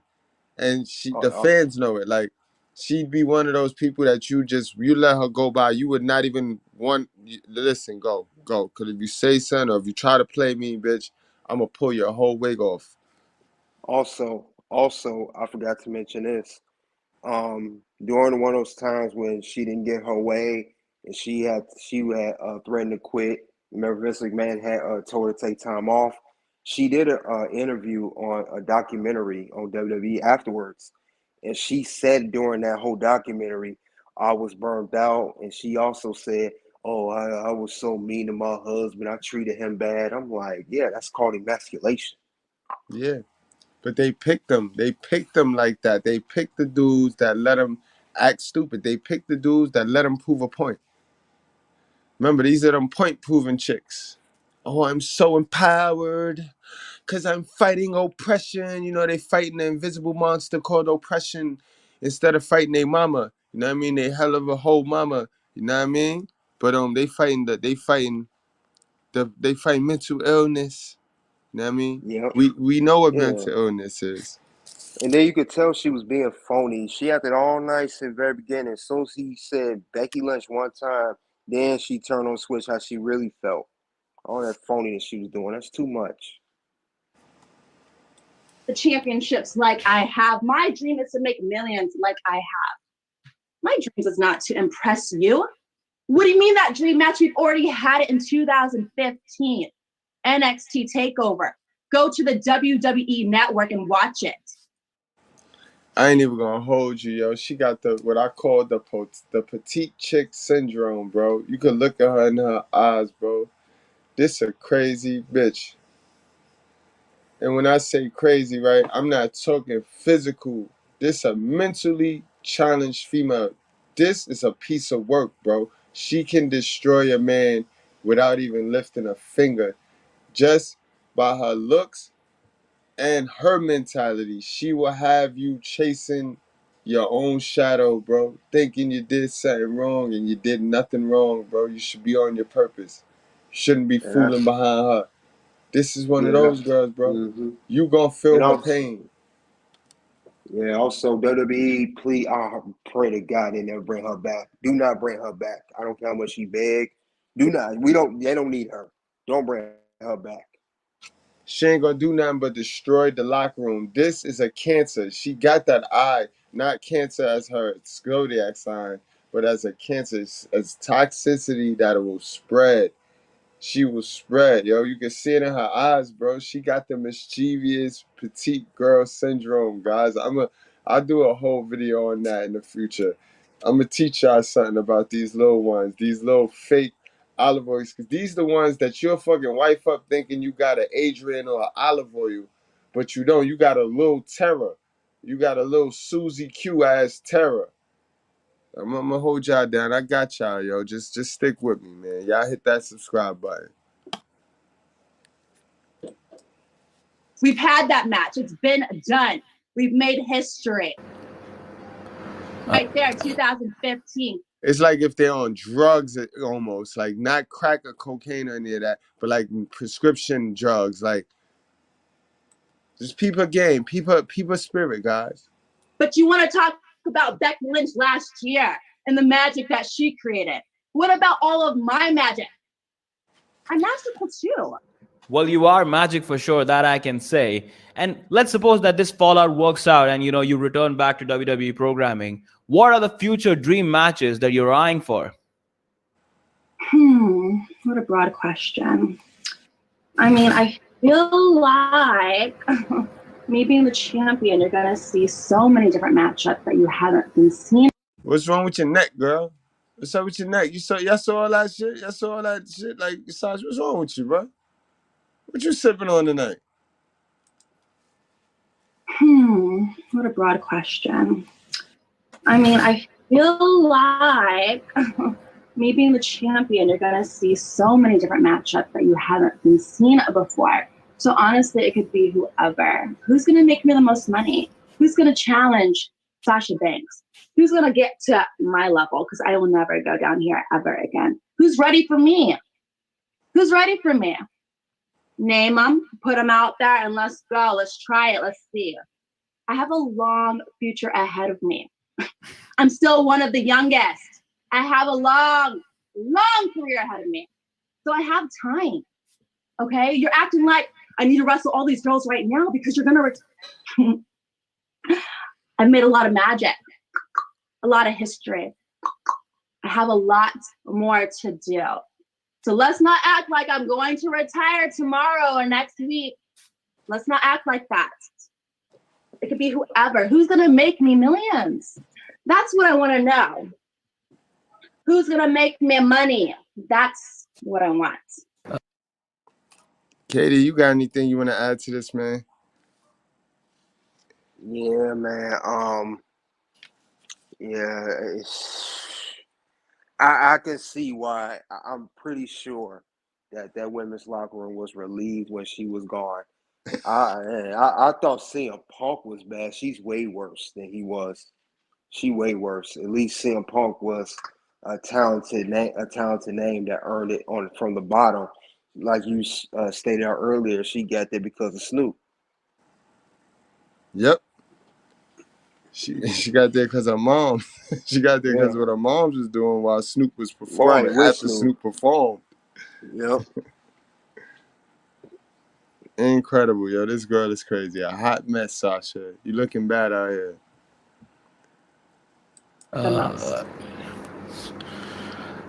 Okay. So who do you think can make you the most money inside the ring? I mean, like who's it? I don't know. Let's find out. Let's see. I don't know. Got it. Final question, boss. We all know about your equation with Bailey in and out of the ring. Can you share some light, like in full detail, like the exact details about this great friendship? Not only do I get to live my dream as a WWE superstar, not only do I get to live my dream being a champion, not only get to live a dream being a 2 belt banks, like I can't believe it. I'm legit the face of the company with my best friend who we've shared this dream with for such a long time. We started watching wrestling at the same time. We've done so much together, and we've sat in cars so many times dreaming about moments like this. So it's been so incredible to do this with my best friend, to legit have fun, to legit put on the best matches ever, to legit just do things that I never thought women would be able to do here in the WWE. Like, it's more than anything you could ever expect. It's more than when I say, if you only knew, legit, if you only knew what we do to put in this work to make things better for everybody. We want the best for the company. We want the best for the future women. We want the best for everybody, for all the fans, for all the people that are inspiring to be WWE superstars. We want the best for everybody. Because we want the best, we are giving you our best. We are wanting to do the best together. So I'm just having the greatest time with her by my side. We're not sharing a spotlight. We both have our own. Again, thank you. Well, that brings us to the end of the interview. Tasha, thank you so much. It was a pleasure to talk to you. I had so much fun, and I believe you loved it. You had a good time. I did. Well, hopefully we can chat again in the future soon. I'm really looking forward to it. Yeah, well, I'll talk to my manager about that. What's your thing called again? Okay. Yep. Definitely we'll see you in the future. Yo, what kind of shit? Yo, see what I mean? Boy got lucked up. He got lucked up. So she just reached out to get her point across. You know what I mean? Like, again, they used the simps to get their point across. She didn't even care about what channel. She don't even know what channel she on right now. Who plugged him? Yeah, I got to get some work. I gotta hit these streets. Mr. Approach, I know you watching right now, Mr. Approach. You peep that shit? This motherfucker, she don't even know where she at right now. She said, what channel is this again? Yo, disrespectful. Mind you, she didn't really grant him nothing. She just got on there and just showed her ass and looked crazy. Yeah, well, I'll talk to my manager about that. What's your thing called again? Okay. Yep. Definitely we'll see you in the future. I hope you have a beautiful day and a great life. Thanks for watching and enjoy the ride. So, ladies and gentlemen, that was the legit boss, the standard, the blueprint, Sasha Banks. If you like this, boy, get out of here, boy. She sunned you the whole interview, boy. God damn. KDH, man, what you got for that interview right there? Yeah, first and foremost, Zone, that is not my girlfriend. Don't play yourself. Get that out of here. Because if she was my woman, she wouldn't be acting like that. She'll fall in line. Number two, yeah, she like I said, Sasha Banks is used to getting what she wants all the time. She used to everyone pumping her head up, filling her head up with garbage. Just like he did all that simping. You're my favorite superstar, blah, blah. She still treats you like garbage. So, yeah, that's why I said she hello? Yeah, you got. We hear you. Okay. Yeah. She's terrible, bro. She's like I said, she's very mean to people. I mean, I believe she's ranked one of the worst superstars to treat people. She's like ranked one of the top worst. That's how bad I she believe is. it though. I believe Yeah, it, bro. I saw some ranking on the internet. I have to believe she's one of the meanest people. And that's sad. Character. Character is everything. You got to learn how to treat the janitor the same way you treat the CEO cutting your check, man. You got to. The common denominator in this world is people, bro. You got to learn how to work with people, deal with people, manage people, you know what I mean? Follow people, lead people. You got to learn how to deal with people, man. All right, now let's go on and get into the main event and go on and wrap this thing up. We done heard everybody's side of the story, right? We heard carefree Sasha Banks. She don't got a care in the world. She ain't got a motherfucking care in the world. Now let's hear from the other party in this situation. Let's hear from Trinity Fatu. That's Naomi's official name. So prepare to hear a bunch of bullshit. Prepare to hear a bunch of I done lied to myself. I done told myself I didn't make a bad decision to save myself from admitting that I made a bad decision. I made a fucked up decision. Excited. Miss Trinity Fatu in the house. Oh, Yes. Good morning. Good morning. Good morning. Good morning. We're so excited to have you here. Your energy is already infectious through the screen. I can't. I miss you so much, and I'm so excited. Thank you for your time this morning. And I feel like we're one of the first conversations. That's that virtuous woman vibe you feeling. That's that virtuous woman energy you feeling. Because she one of the real ones, y'all. No lie. She one of the real ones. This sister right here is one of the real sisters, bro. You know what I mean? If she had a real king leading her, y'all would see what I'm talking about. But she ain't got a real king leading her, you know what I mean? She don't have nowhere to lead. She don't have nowhere to go, so she gonna get into stupid shit. When you don't give a female direction, she gonna direct herself right into some modern shit, guys. You know what I mean? She gonna direct herself right into some modern shit.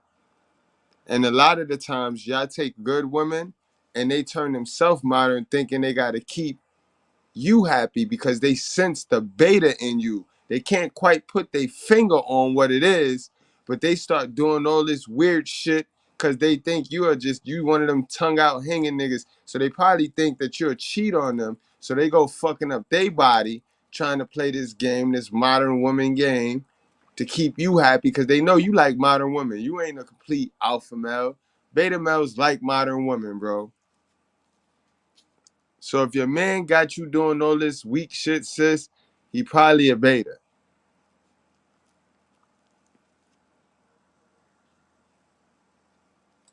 That you've had since the announcement and since all of this. So we're really excited to have you. And I love seeing your face. And thank you. Yeah. How you I'm been? really excited to be here. Yeah. So much has been going on. Like this last year of my life has been really like life changing. Yeah. Life changing. In all the right ways. And yeah, it's just sent me on a whole new chapter in my career also, as well as in my personal life. And like, it just really shook things up. And I'm here. Yeah. I'm here. No doubt. And I think sometimes a shakeup is good. And we don't really realize that at the time, like when you're in, like need for change, but also fear of change because it's, like all of these things. And that's a lie you're going to tell yourself. Sometimes it's better to weigh it out. Sometimes it's better to see the plan out, to see your vision out. You know what I mean? You can pivot at the wrong time. You know what I mean? Sucks for you. As soon as you made your decision to bring change, the storyline unfolded and the storyline started to heat up. You is dead gonna be plugged into this storyline, and this storyline still fire, sis. But when you're not patient, when you running behind greedy spirits, who is greedy, now remember the company you keep, you become. So you chilling with greedy ass Sasha Banks, you know what I mean? You gonna become not just as greedy. This is why I tell y'all, get them low vibration energy folks from around y'all, bro. The motherfuckers that call you all of the time with that low vibrational bullshit, bro. They draining your energy. They succubus to your energy, bro.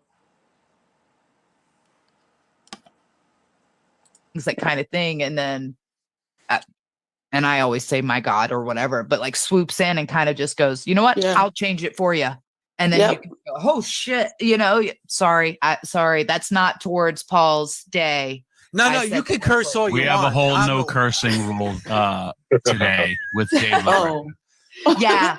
I'm just struggling. Me, struggling. Feel free to say whatever you want. Tommy and Mickey could say whatever they want. I'm trying to kind of curb my language a little bit. I've been told I curse a little too much on this show, so I'm trying not to curse as much as I can. So, Mickey, please continue. I'm sorry. Yeah, and it's been amazing because, like you said, like you've been real quiet this last year, and I was like, I've been wondering, like, what's going on in Sis's world over there. But then I saw you at New York Fashion Week when you were doing all of that stuff, and to see you doing stuff in other, avenues. But it's good, and change is good, and I think I'm really excited for me, selfishly because I'm at Impact. But I think for you, it's an opportunity to change everything and go with this change and do whatever you want to do. And it's like a fresh, like resurgence of whatever that, absolutely you want that to be. So absolutely. Which is why I chose and wanted to be at Impact. The doors are open for me everywhere, literally everywhere. But I truly feel like Impact is the best choice for me at this point in my life right now with what I want to do. And to just be able to work with the talent there, I feel that is where I'll be happiest and most utilized and really get to grow in the ways that I feel that I need to right. You was getting utilized with WWE, sis, so cut it out. Knock it off. It's only one basketball, yo. It's only one basketball. Ladies, come on. You know how that works. Everybody want the ball. But you on a team. You're on a winning team. Just play your position. Play your position. And this is why the title fits tonight, guys. They represent the average modern woman, bro. They represent your modern woman. Just too damn greedy, bro. Too damn greedy. You're good. You're already good. You're already good. Use what you already have to make yourself happy. Money buys peace, and peace buys happiness. Happiness is not an abundance of anything, of any one particular thing. If anything, happiness is an abundance of peace. Right now, on this wrestling journey, had all of this stuff never happened, there's no way I would have took that leap. You know what I mean? But the situation kind of forced me to figure it out. And that's what I meant when I say, everything was like a blessing in disguise, because I was really going through a lot and just felt very stagnant and I wasn't happy. And ultimately, I left that day because of the way I was talked to and handled. And it just, everything kind of just broke me that day. Had nothing to do with anything else, anybody.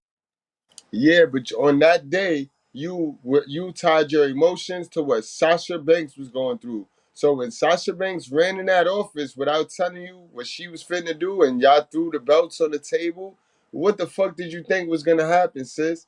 Y'all was live on air with a match schedule and you allow Sasha, you see, sis, did Bailey, remember, I told you guys, let's go back to the beginning of this live when we went over the part where I told you she was partners with the white girl, with the white bread, and Bailey did not go. She did the same shit, but Bailey did not go. Why did you need to leave with her? Why did you need to leave with her, sis? Got anything you want to add to that, Toxic? Yeah, this just proves how manipulative, controlling that Sasha Banks really is. All she do is control people and manipulate people to get what she wants. And if she don't get what she wants, she throws a little hissy fit attitude. And also, Naomi, your cap. Let's keep it a buck. The only reason you went to Impact Wrestling, not because you chose it, because it was the best decision for you, because no one else will take you on. You're not worth anything. AEW is full, WWE is full. New Japan, it's actually interview article out. She was trying to go to New Japan with Mercedes Moné, aka Sasha Banks, but New Japan said no because it was due to cost of traveling for her. They thought it was too high. Basically, in layman's terms, that means she don't think she's worth the money. She's not worth their time. So she's lying. No one else wanted her. She's not worth anything.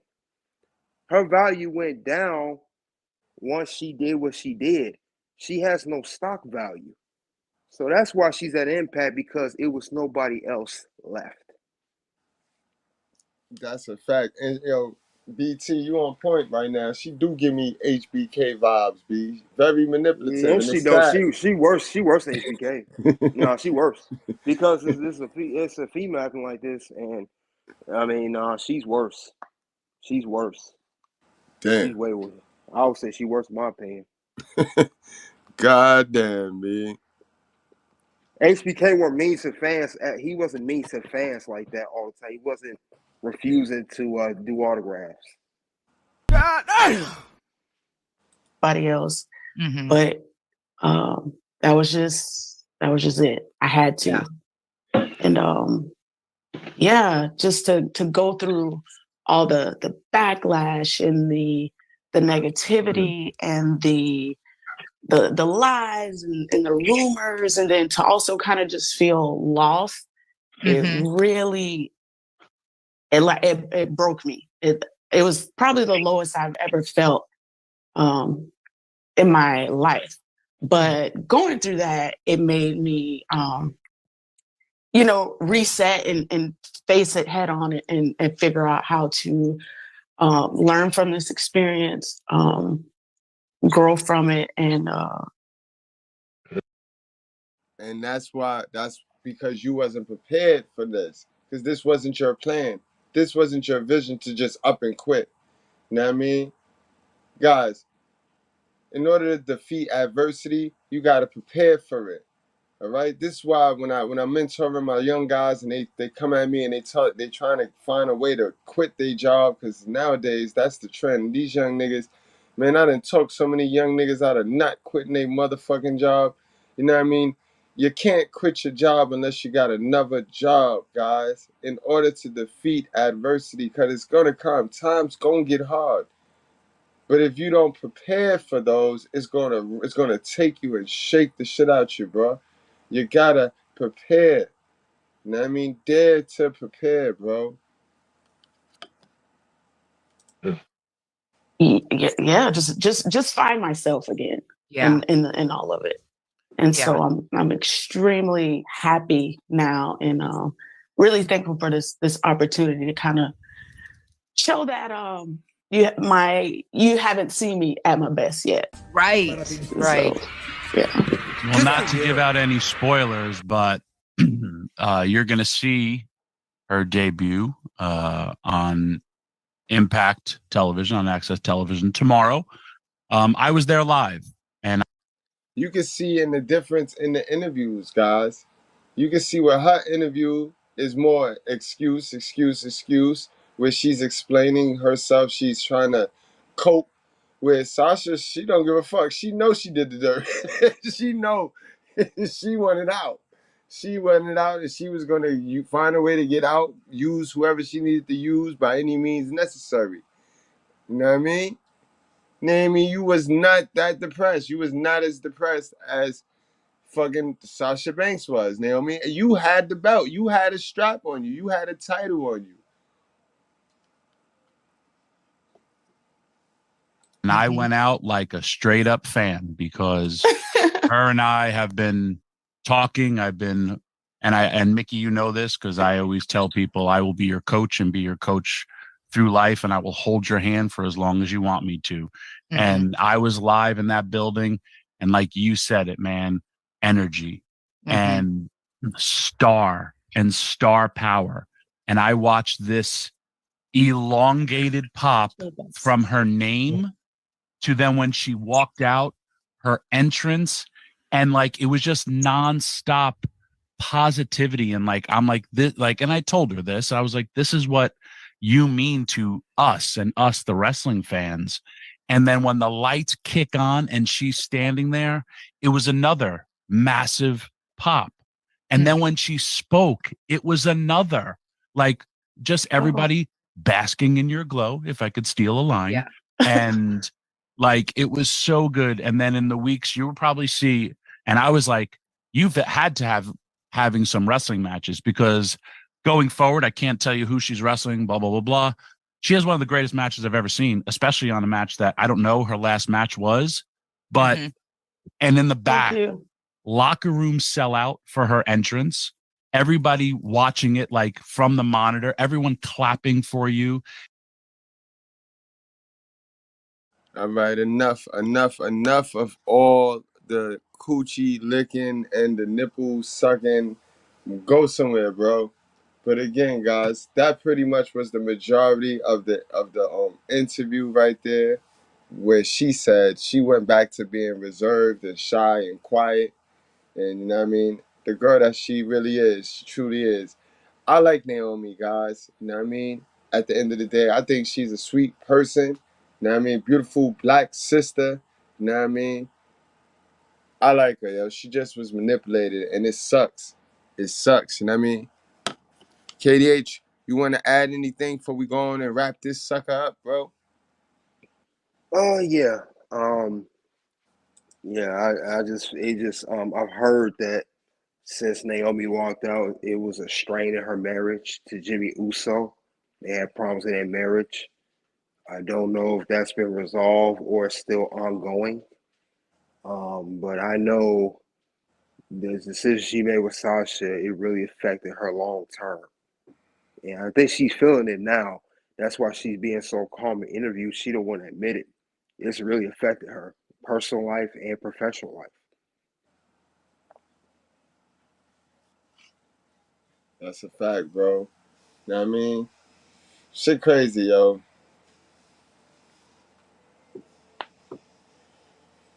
Shit crazy, man.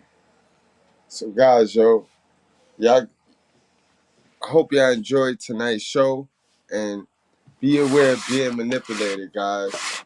The theme of tonight was manipulation, and you know what I mean?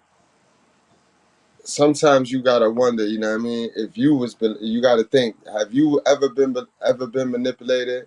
You know what I mean? The answer gonna be yes, guys. We've all been a subject at some point in our lives to someone else manipulation. You know what I mean? We've been manipulated. You know what I mean? Some of our friends, family, people at work. You know what I mean? But the weird thing about being manipulated is you often don't know what's happening until it's way too late to do anything about it. You know what I mean, guys? But after today's story, you'll be more aware and you'll be able to pinpoint if somebody manipulating, if somebody is pulling your coattail. Because it's about how bad you want it. And it's about the vision you create. You know what I mean? If somebody is getting you to shy away from the vision you created for their own personal gain, then you already know it's time to stand your ground, set boundaries, and stand on it, guys. You know what I mean? You guys got to set boundaries and stand on it, yo.